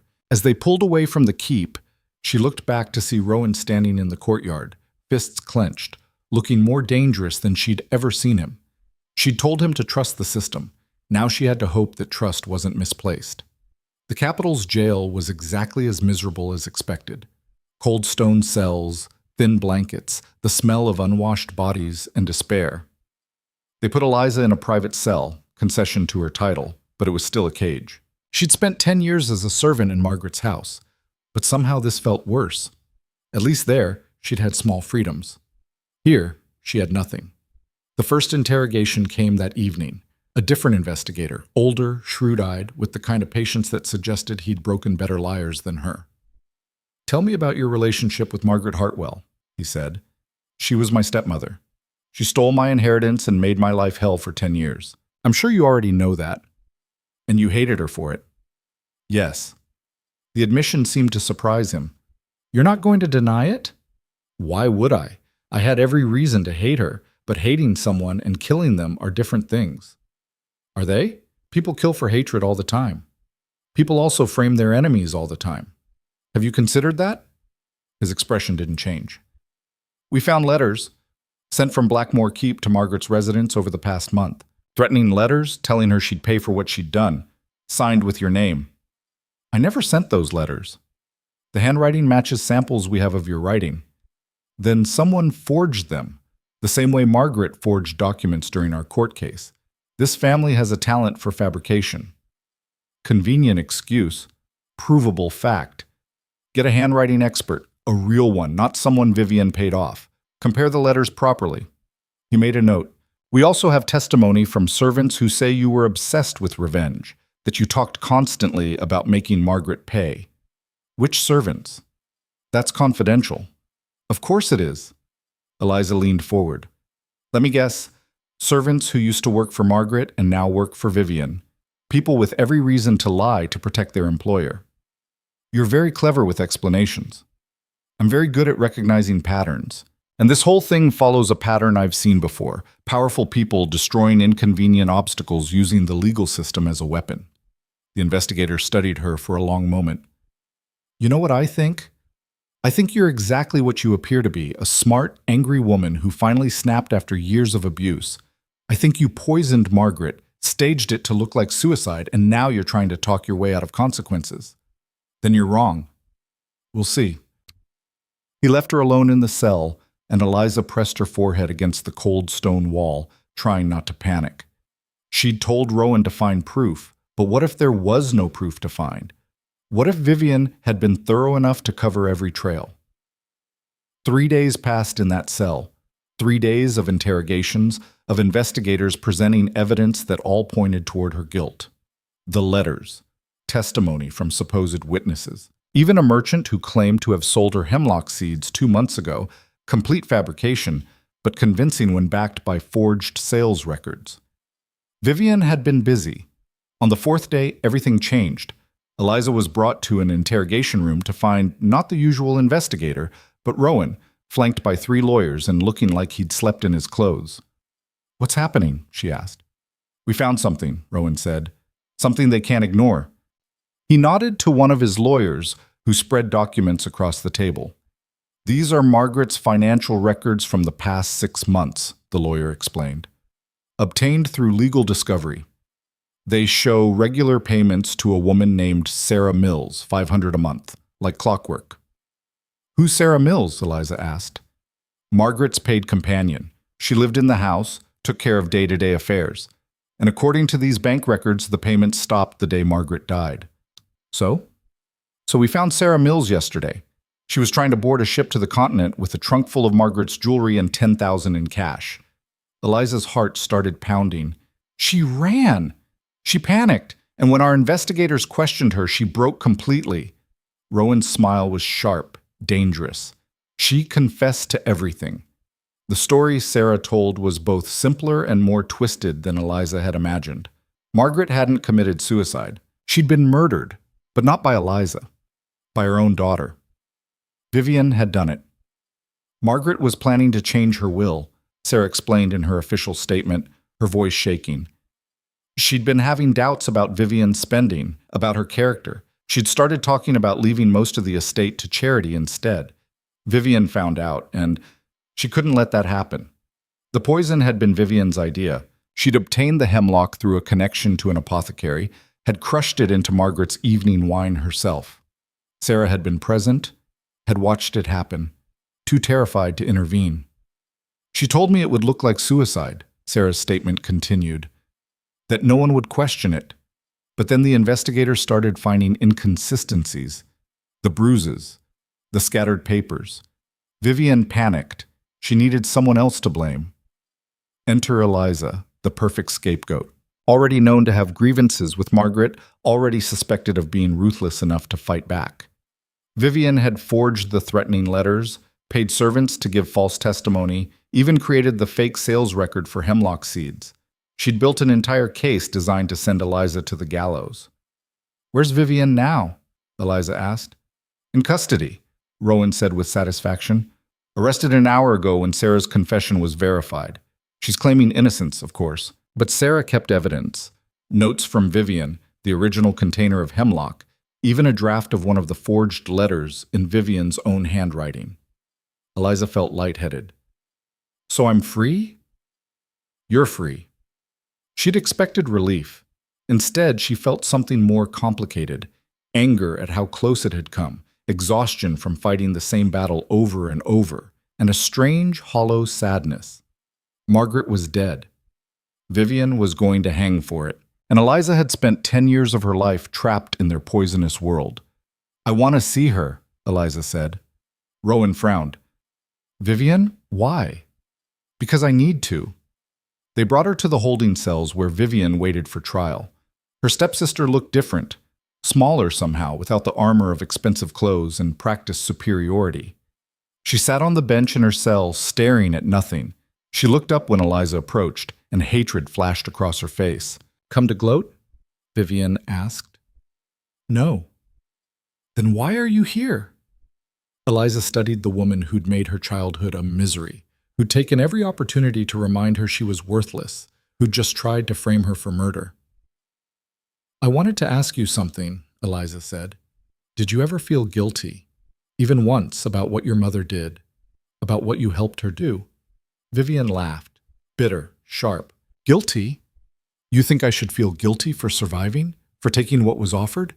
You were nobody, Eliza. Your father was going to lose everything anyway. Mother just accelerated the process. My father built that estate from nothing, and then he died and left it vulnerable. That's not our fault. You stole 10 years of my life. You were fed, housed, clothed. You should be grateful we didn't throw you out completely." Eliza felt something cold and final settle in her chest. She'd spent so long wanting acknowledgement, wanting them to admit what they'd done was wrong. But Vivian would never admit it. To her, Eliza had always been less than human, just an obstacle to be removed, a resource to be exploited. "I hope it was worth it," Eliza said quietly. "The money, the status, all of it. I hope it was worth dying for."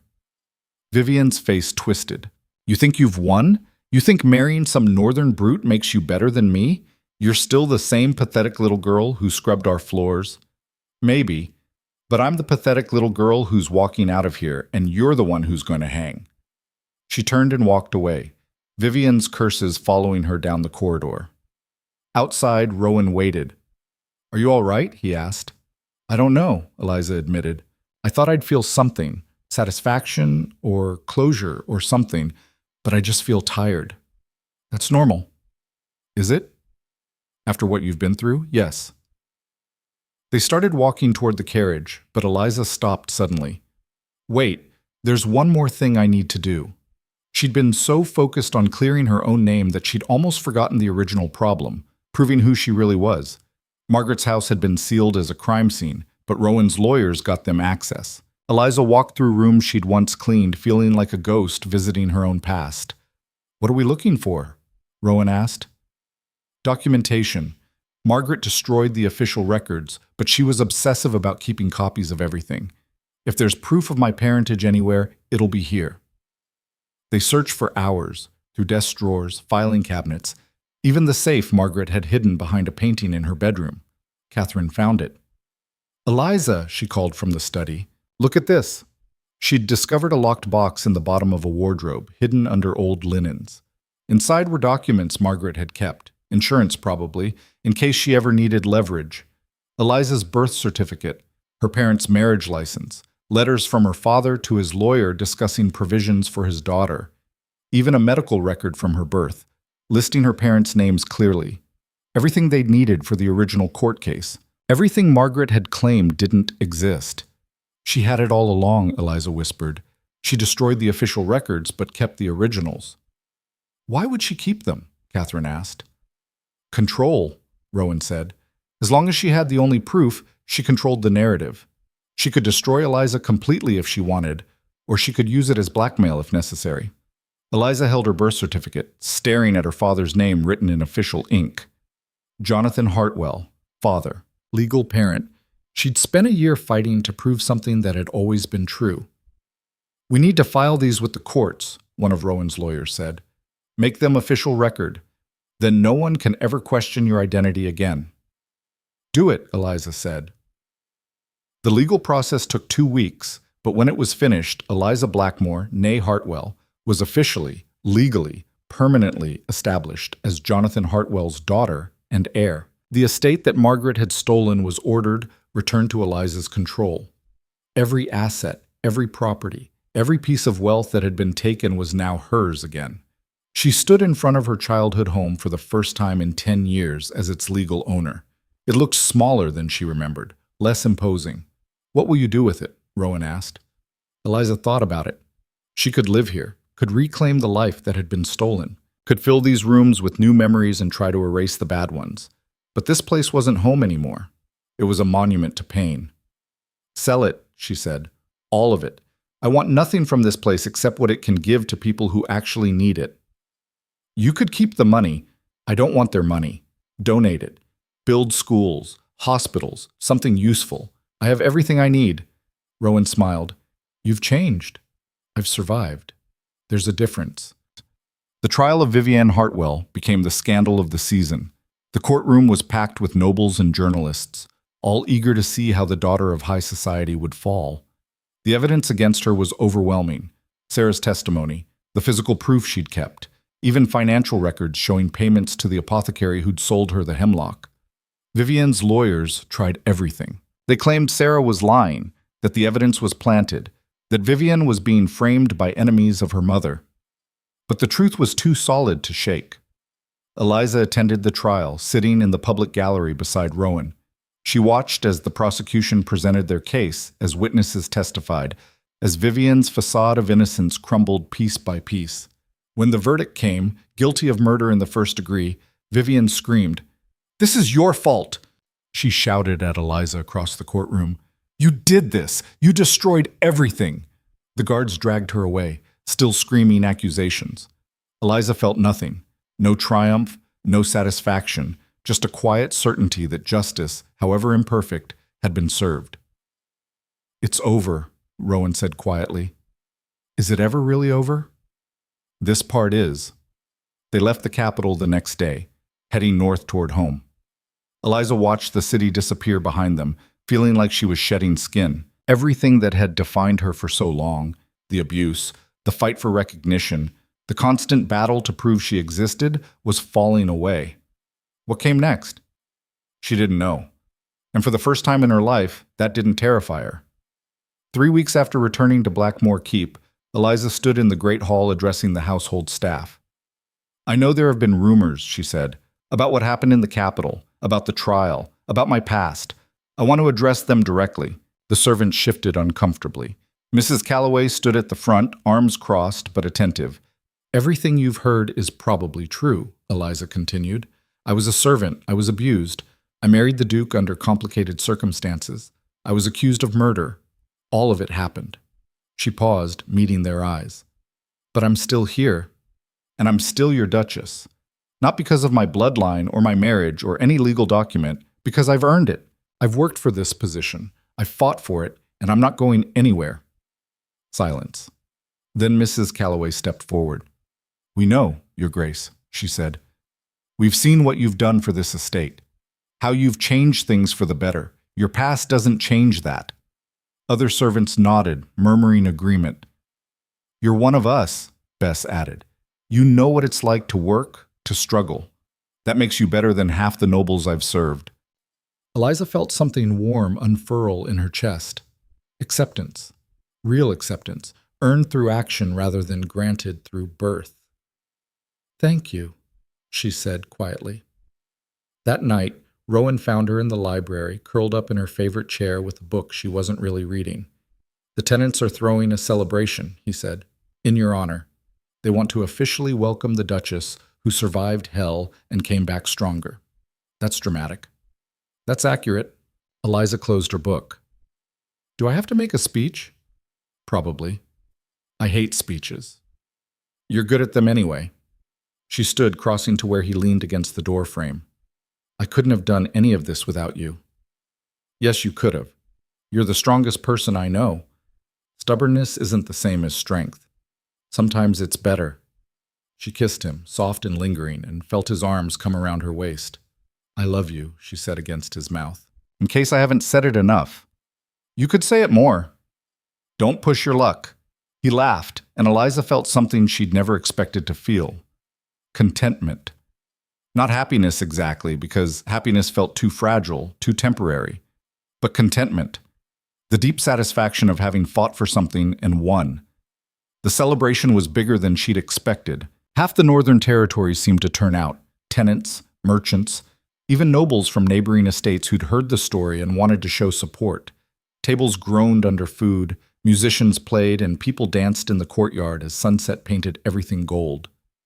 Eliza moved through the crowd, overwhelmed by the warmth. People wanted to shake her hand, to tell her their own stories of survival, to thank her for proving that fighting back was possible. "You've become a symbol," Catherine observed, appearing at her elbow with 2 glasses of wine. "That sounds exhausting." "It's powerful. People see you and think, if she can survive that, maybe I can survive this. I just wanted to live my own life. And now you're giving other people permission to do the same." Eliza took the wine, considering.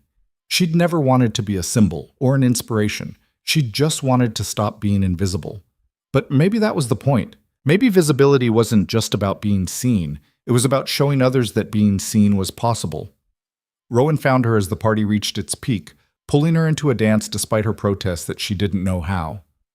"Just follow my lead," he said. "When have I ever followed anyone's lead?" "Fair point. Just try not to step on my feet too much." They danced badly, laughing when she stumbled, not caring who watched. Around them, the celebration continued, music and light, and the kind of joy that came from survival rather than luck. "What are you thinking?" Rowan asked. "That a year ago, I would never have believed this was possible." "Which part?" "Any of it, all of it." She looked up at him. "Being here, being free, being loved. You deserve all of it." "I'm starting to believe that." As the music swelled and the stars came out above Blackmore Keep, Eliza let herself feel something she'd never allowed before. Hope. Not the desperate, fragile hope of survival, but the solid, grounded hope of someone who'd fought for their place in the world and won. She was Eliza Blackmore, Duchess of the North, survivor, fighter. And she was finally, completely, undeniably free. But freedom, Eliza discovered, came with its own complications. The celebration had barely ended when the letters started arriving. Nobles from across the realm, people who'd never acknowledged her existence before, suddenly wanted to meet the Duchess who'd defied convention and won. Invitations poured in for dinners, balls, hunting parties, teas. They want to see the spectacle, Eliza said, tossing another embossed invitation onto the growing pile. The servant girl who became a duchess. I'm entertainment to them. Rowan looked up from his own correspondence. Some of them, yes, but others are genuine. You've made powerful people nervous. They want to understand how you did it. I survived. That's not a strategy they can replicate. No, but it's a story they can't ignore. Catherine entered carrying yet another stack of letters. These just arrived. Also, Lady Pemberton is requesting an audience. She's waiting in the drawing room. Eliza froze. Lady Pemberton, one of Margaret's closest friends, one of the women who'd looked right through her at that ball over a year ago. Tell her I'm not available, Eliza said. She says she'll wait as long as necessary. Then she'll be waiting a long time. Eliza, Rowan said quietly, you can't avoid them all forever. Watch me. But he was right, and she knew it. Hiding felt too much like being invisible again, and she'd fought too hard to go back to that. She found Lady Pemberton in the drawing room, perched on the edge of a chair, like she was afraid the furniture might contaminate her. She stood when Eliza entered, and for a moment they just stared at each other. Your Grace, Lady Pemberton said finally, executing a curtsy that would have been unthinkable a year ago. What do you want? Eliza asked, not bothering with pleasantries. To apologize. That was unexpected. For what specifically? There's quite a lot to choose from. Lady Pemberton flinched. For my part in Margaret's cruelty. For never questioning what was happening to you. For being complicit in your suffering. You think an apology fixes 10 years? No, but it's a start.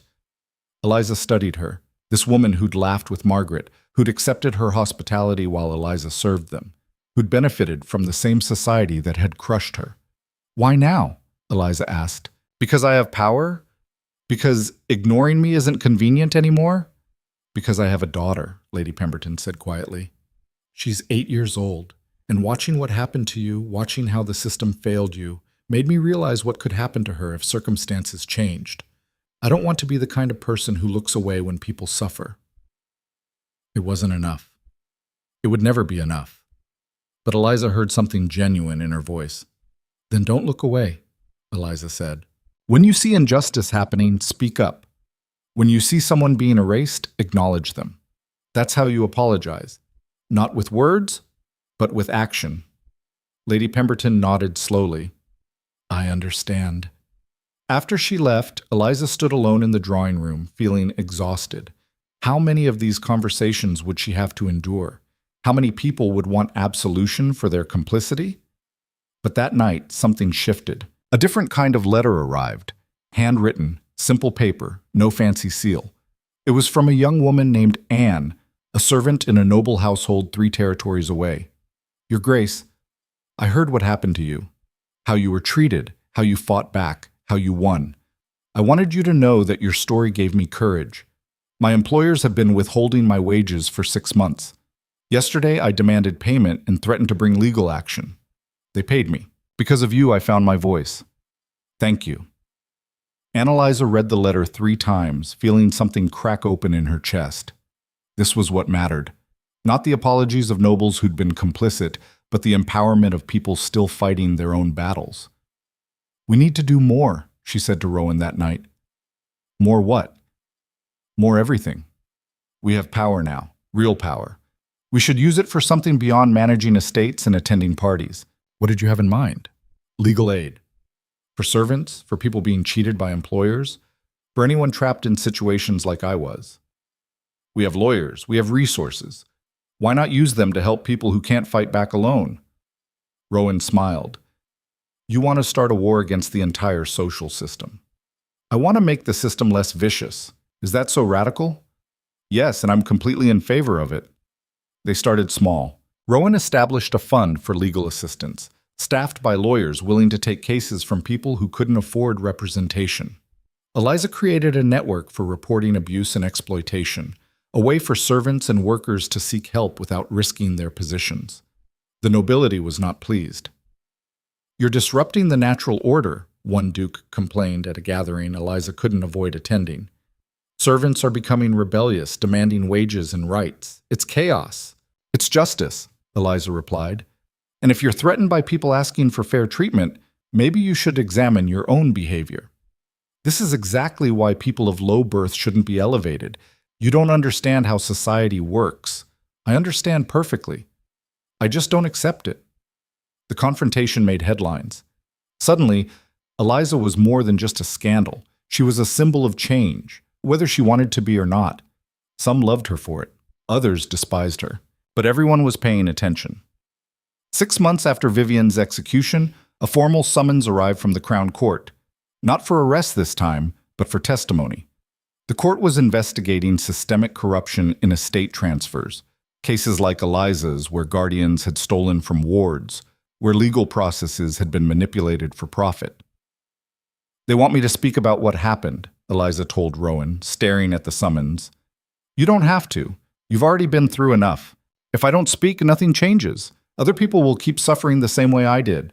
"Eliza, I have to do this." The hearing was held in the same courtroom where she'd fought for her marriage. Eliza stood before the assembled judges, 5 of them this time, including the man who'd presided over her original case. "Mrs. Blackmore," the lead judge said, "you've been asked to provide testimony regarding the theft of your inheritance and the legal failures that enabled it. Please proceed." Eliza had prepared a statement, had rehearsed exactly what to say. But standing there, looking at the faces of men who represented the system that had failed her, the prepared words felt hollow. She spoke from the heart instead. "When I was 8 years old, my father died," she began. "And the law, your law, said that my stepmother could take everything he'd built because she was his widow and I was just a child. Never mind that he'd wanted me to inherit. Never mind that she had no blood connection to his estate. The law protected her, not me." She saw some of the judges shift uncomfortably. "For 10 years I worked as a servant in my own home. I had no legal recourse, no way to challenge what had been done. Because the system assumes that adults are trustworthy and children are property. It assumes that legal guardians act in their ward's best interests. It assumes that people with power won't abuse it." "Mrs. Blackmore," one of the judges interrupted, "we understand your situation was difficult." "Difficult?" Eliza's voice cut through the courtroom. "I was robbed. Legally, systematically robbed. And I'm not the only one. There are hundreds, maybe thousands, of cases like mine. Children whose inheritances were stolen, wards who were abused, people who had no power to fight back because the law itself was the weapon being used against them." She pulled out documents, cases she and Catherine had researched over the past months, stories of other stolen inheritances, other vulnerable people crushed by the same system that had crushed her. "This isn't about me anymore," Eliza said. "This is about fixing a system that protects the powerful at the expense of the powerless. If you actually want justice, you need to change the laws, make guardians accountable, require regular audits of estates held in trust, create legal protections for children that can't be overridden by adult convenience." The courtroom was silent. "Are you finished, Mrs. Blackmore?" the lead judge asked. "No, I also want mandatory penalties for lawyers and officials who enable fraud. I want transparent processes for estate transfers. We have your recommendations in writing. Then actually implement them. Don't just listen to my testimony and then go back to business as usual. People are suffering. Fix it." She sat down, heart pounding, half expecting to be held in contempt. Instead, the lead judge nodded slowly. "Your testimony has been noted," he said. "The court will take your recommendations under serious consideration." It wasn't a promise, but it was more than she'd had before. Outside the courtroom, Rowan was waiting with their lawyers. "You just called out the entire legal system," he said. "I know. They might actually listen, or they might ignore everything and nothing will change. But you spoke anyway, because silence never fixed anything." They were preparing to leave the Capitol when Catherine rushed up with news. "You need to see this," she said, thrusting a newspaper into Eliza's hands. The headline read, "Duchess demands reform. Blackmore testimony sparks legal revolution." The article detailed her testimony, quoted her most pointed statements, and included reactions from various nobles and legal scholars. Some dismissed her as a troublemaker. Others praised her courage. But the important part was at the end. 3 members of Parliament had announced their intention to introduce reform legislation based on her recommendations. "It's actually happening," Catherine whispered. "You're actually changing things." Eliza read the article twice, unable to quite believe it. She'd just wanted to survive, to reclaim her own life. She'd never intended to become a voice for others. But here she was anyway. The journey home felt different this time. People recognized her at the inns where they stopped. Some wanted to thank her. Others wanted to share their own stories of injustice, as if speaking them aloud to someone who'd understand might somehow help. Eliza listened to all of them. It was exhausting, overwhelming, but also strangely affirming. She wasn't alone in what she'd experienced. Her story had resonated because it was part of a larger pattern, a system that needed to change. "You can't save everyone," Rowan said gently one night after a particularly emotional conversation with a young woman whose inheritance had been stolen. "I know, but I can try to change the system that failed them. That's going to be a long fight. Good thing I'm stubborn." He kissed her forehead. "Good thing you're you." Winter returned to Blackmore Keep with fierce determination. Eliza stood in her office, the room Rowan had built for her, surrounded by correspondence from people seeking help, legal scholars wanting her input on reform proposals, and invitations from advocacy groups wanting her to speak. The invisible girl had become impossible to ignore. "You should hire staff," Mrs. Calloway said, appearing in the doorway with tea. "You can't manage all of this alone." "I'm considering it." "Good, because you look exhausted." The older woman set down the tea with uncharacteristic gentleness. "I never apologized properly, Your Grace, for how I treated you when you first arrived, for making your life harder when it was already difficult." Eliza looked up, surprised. Mrs. Calloway had been civil for months, but never apologetic. "I was protecting my position," Mrs. Calloway continued. "I'd spent 15 years managing this household. Then you arrived and started changing everything, and I felt threatened. But I was wrong to take that out on you." "Thank you," Eliza said quietly. "That means more than you know. You've become a good Duchess, better than most. The staff respects you, the tenants love you, and you've made this keep feel less like a fortress and more like a home." After she left, Eliza sat with the tea, feeling something shift. Acceptance wasn't just coming from strangers anymore. It was coming from the people she lived with, worked with, the ones who'd seen her at her worst and still chose to stay. That night, she found Rowan in the library, where they'd had their first real conversation about the keep. "Remember when you told me to learn how to do something besides survive?" she asked. "I remember. I think I'm finally getting the hang of it." He pulled her down onto the couch beside him. "You're doing more than surviving. You're thriving. Some days it doesn't feel like thriving. Some days it feels like barely holding on. That's still thriving.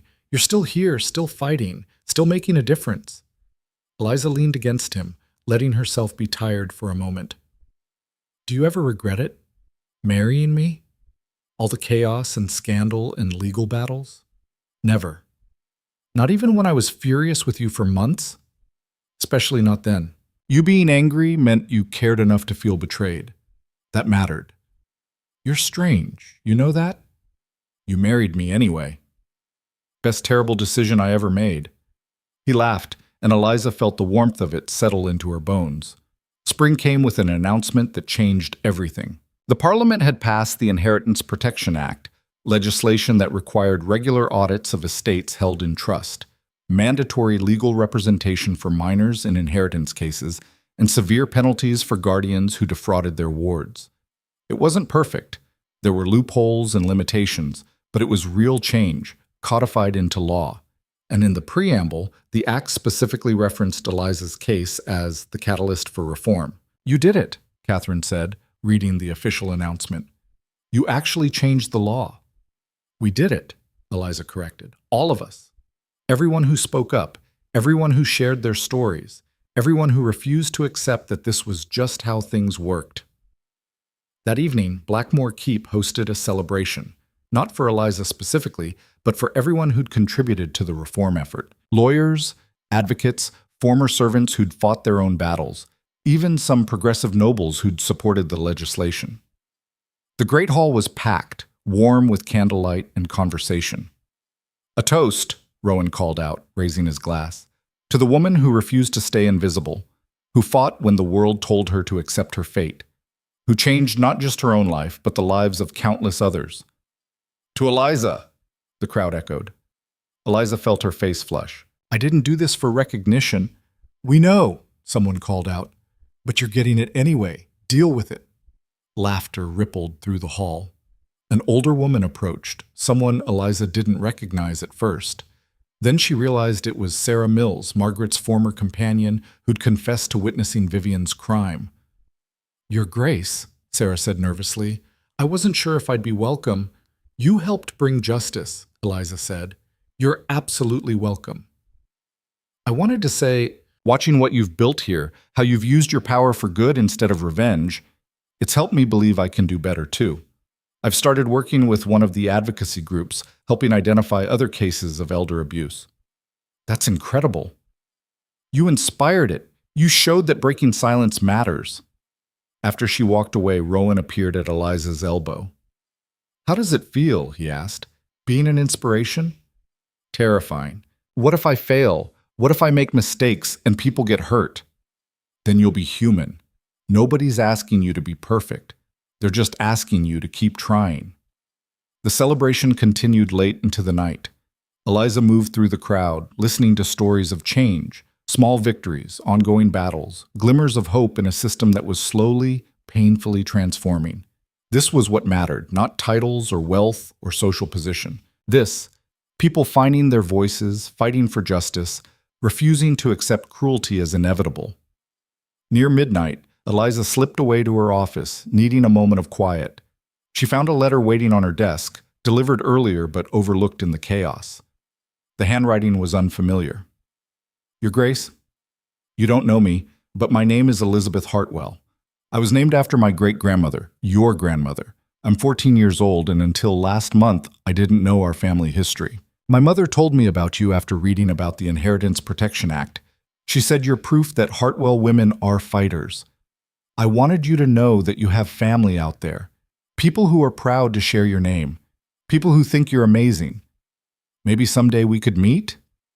Your cousin, Elizabeth. Eliza read the letter 3 times, tears blurring her vision. She'd spent so long thinking she was alone that her family line had died with her father. But here was proof that she'd never been as isolated as she'd believed. There was family, there was connection, there was a future beyond survival. The next morning, she wrote back immediately, inviting her cousin to visit.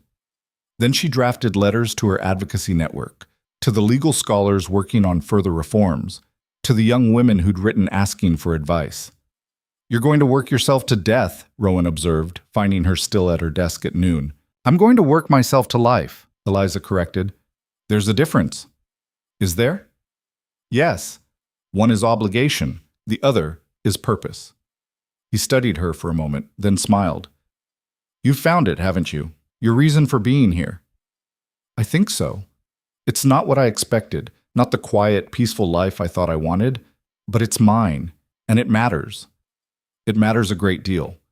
That afternoon, a delegation arrived from the Southern Territories, nobles and magistrates who'd heard about the keep's reforms and wanted advice on implementing similar changes. Eliza spent hours with them, sharing what had worked, what had failed, what she'd learned about balancing tradition with progress. You've created a model, one of the magistrates said. Other territories are watching. If this succeeds here, it can succeed elsewhere. Then make it succeed, Eliza said. Don't just visit and take notes. Actually implement change. Actually hold people accountable. You don't mince words, do you? I spent 10 years being silent. I'm done with that. News of the delegation's visit spread. More territories sent representatives. Some wanted genuine change, others just wanted to seem progressive without actually changing anything. Eliza learned to tell the difference. You've become a political force, one of Rowan's advisors observed. The Crown is paying attention. You're on their radar now. Should I be worried? Depends. Are you planning to stop disrupting the established order? Not even a little bit. Then yes, probably be a little worried. But the warning felt distant, abstract. Eliza was too focused on the work, on the cases that kept coming, the people who kept asking for help, the slow, grinding progress of systemic change. 6 months after the act passed, Eliza received an invitation that made her hands shake. The Crown Court wanted her to serve as a special magistrate on inheritance cases, specifically cases involving potential fraud or abuse of guardianship. They want you on the bench, Rowan said, reading over her shoulder, making actual legal decisions. That's insane. I have no formal legal training. You have lived experience, and you've studied law more intensively than most trained lawyers. You understand these cases from the inside. What if I make the wrong call? What if I hurt someone instead of helping them? Then you'll learn and do better next time, just like you've been doing all along. Eliza stared at the invitation, feeling the weight of possibility. This was power, real, institutional power. The ability to shape outcomes, to protect people the way no one had protected her. It was terrifying. It was also exactly what she'd been working toward. I'll do it, she said, on one condition, that I can continue my advocacy work. The magistrate position can't consume everything. Negotiate it into the terms, Rowan suggested. You're in a position to make demands now. And she was. The invisible girl who'd once scrubbed floors now had leverage, influence, a voice that institutions couldn't ignore. She negotiated hard, and they accepted her terms. The appointment ceremony was held in the Capitol, in the same courtroom where she'd fought for her freedom. Eliza stood before the assembled court, wearing the formal robes of a magistrate, and took an oath to uphold justice and protect the vulnerable. When she looked up, she saw the gallery packed with people, not just nobles and officials, but common people. Servants, workers, the ones who'd never been allowed in these spaces before. They'd come to witness one of their own taking power. After the ceremony, Rowan found her in the corridor, looking overwhelmed. "Congratulations, Magistrate Blackmore," he said. "I think I'm going to be sick." "That's normal. You just swore to judge cases that could change people's entire lives. What if I'm not qualified? What if I mess up and someone suffers because of my inexperience?" "Then you'll be exactly like every other magistrate who's ever sat on that bench. The difference is, you'll actually care about getting it right." His confidence in her was both comforting and terrifying. That night, unable to sleep, Eliza walked through the Capitol streets alone. She needed to think, to process what had just happened. She found herself outside Margaret's old house, now sold, occupied by a different family. The building looked different with lights in the windows, with laughter echoing from inside. It was just a house now, not a monument to suffering, not a prison, just a structure made of stone and wood. "It doesn't hurt anymore," she said aloud, surprising herself. And it didn't. Looking at the place where she'd spent 10 years being erased, Eliza felt nothing but distant memory. The pain had lost its power. She'd survived. More than that, she'd transformed the experience into something meaningful. Walking back through the dark streets, Eliza thought about the girl she'd been at that first ball. Invisible, powerless, desperate for any escape. That girl would never have believed where she'd end up. And maybe that was the point. You couldn't see the future when you were drowning in the present. You could only survive one day at a time and trust that eventually those days would add up to something. The years that followed weren't easy. Eliza's work as a magistrate was grueling. Hours of testimony, heartbreaking cases, the constant weight of making decisions that impacted lives. Some choices were clear. Others kept her awake at night, second-guessing. But she showed up every day. She listened to every case with the intensity of someone who understood what it meant to be powerless in a broken system. Word spread. People began requesting that their cases be heard by Magistrate Blackmore specifically because they knew she'd actually listen. The court tried to limit these requests, but the pressure from common citizens was too great to ignore. Eliza's office became a clearinghouse for cases of injustice, not just inheritance disputes, but labor exploitation, unfair contracts, abuse of power. "You can't take on everything," Catherine warned, now serving as her official clerk. "You're going to burn out." "Then I'll burn out doing something that matters." "That's not sustainable." "Neither was being a servant for 10 years, but I survived that too." But Catherine was right. The workload was crushing. Eliza started training other magistrates, sharing her approach, trying to spread the burden. Some learned. Others resented being told how to do their jobs by someone they considered an upstart. Progress was slow and frustrating and never enough. But it was progress. 3 years after becoming a magistrate, Eliza ruled on a case that made national headlines.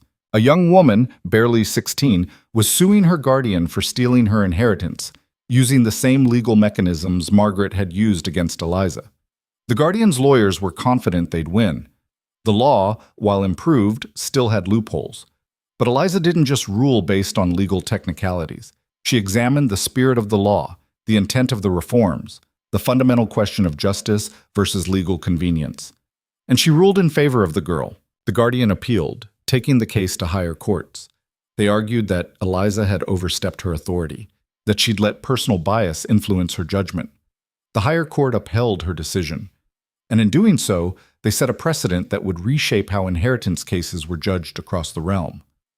"You did it again," Rowan said, reading the appellate decision. "Changed the entire legal landscape."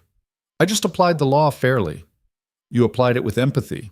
That's revolutionary." That night, Eliza received a letter from the girl she'd ruled in favor of. "Your Grace, thank you for seeing me, for listening, for believing that I deserved better. You saved my life, not just my inheritance, but my actual life. I was drowning, and you threw me a rope. I'm going to study law.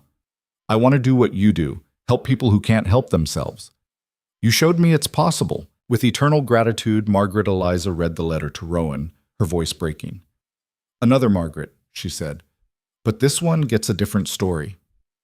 Because you changed the ending. We changed the ending. All of us. Everyone who refused to accept that this was just how things had to be." 5 years after taking the bench, Eliza stood before Parliament to testify about further reforms. She was no longer nervous about speaking to power. She'd done it too many times, had learned that authority was just people, and people could be persuaded or pressured or simply outlasted. The Inheritance Protection Act was a beginning, she told the assembled legislators. But we need to go further. We need protections for workers who are cheated of wages. We need accountability for employers who abuse their staff. We need to recognize that power imbalances exist throughout society, and the law should protect the powerless, not just the powerful.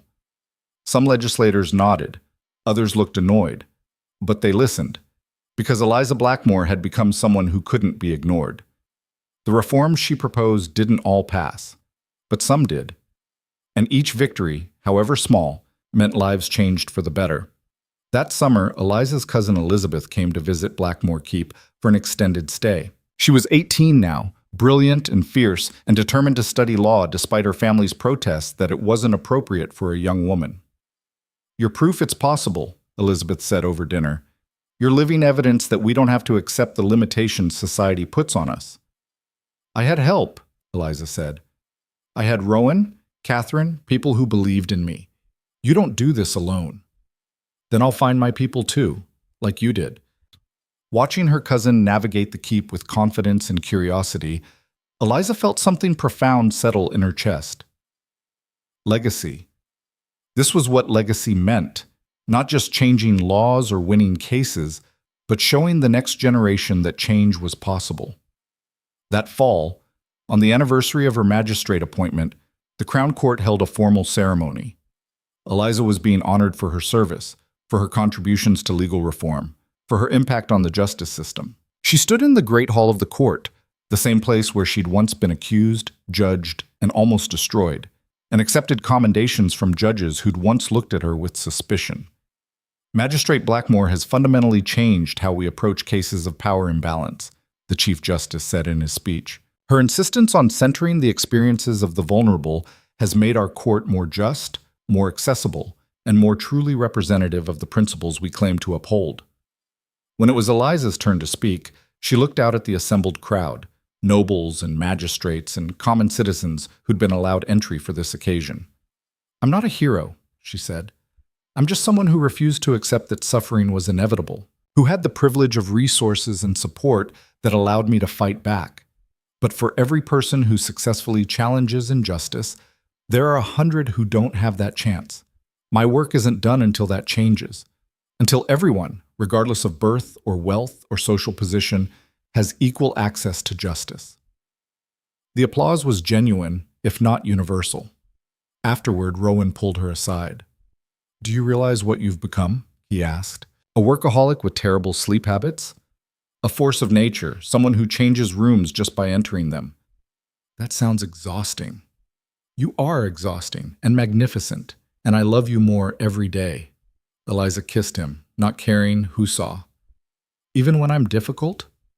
especially then. That night back at the keep, Eliza stood in her office, looking at the wall where she'd hung mementos of her journey. The marriage contract, her birth certificate, the first thank you letter from a person she'd helped, the newspaper headline about the Inheritance Protection Act, photos of people whose lives had been changed by the reforms. It wasn't a perfect story. She'd made mistakes, hurt people unintentionally, failed to save everyone who needed help. But it was a true story. One built through struggle and persistence and the stubborn refusal to accept defeat. "What are you thinking?" Rowan asked from the doorway. "That 10 years ago I was scrubbing floors in Margaret's house, convinced I'd die invisible and forgotten. And now? Now I'm impossible to ignore. And I'm using that to make sure other people don't stay invisible either." "Sounds like you found your purpose."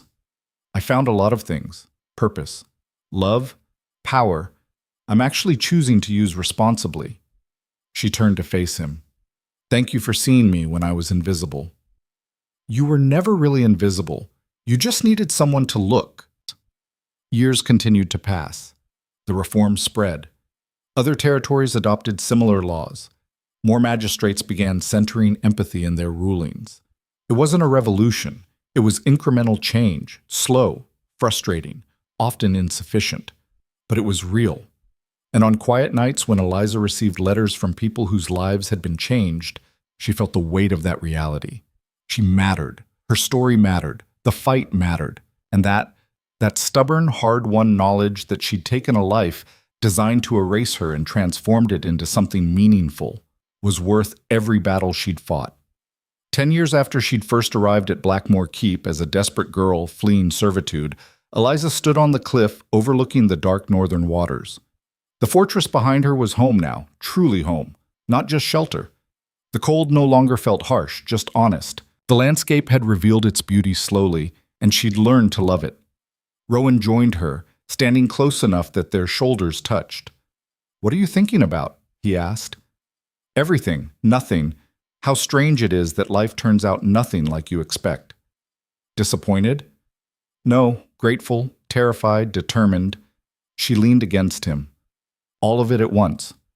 "Sounds about right." They stood together watching the sunset paint the sky in shades of fire and ice, two people who'd started as a transaction and become something neither of them had anticipated.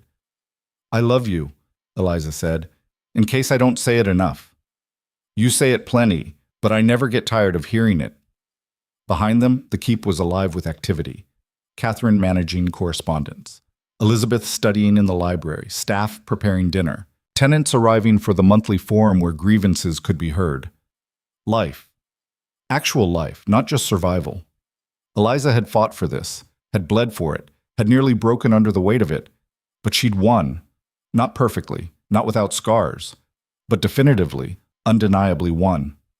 She was Eliza Blackmore, once invisible, now impossible to ignore. Once powerless, now wielding authority with fierce intention.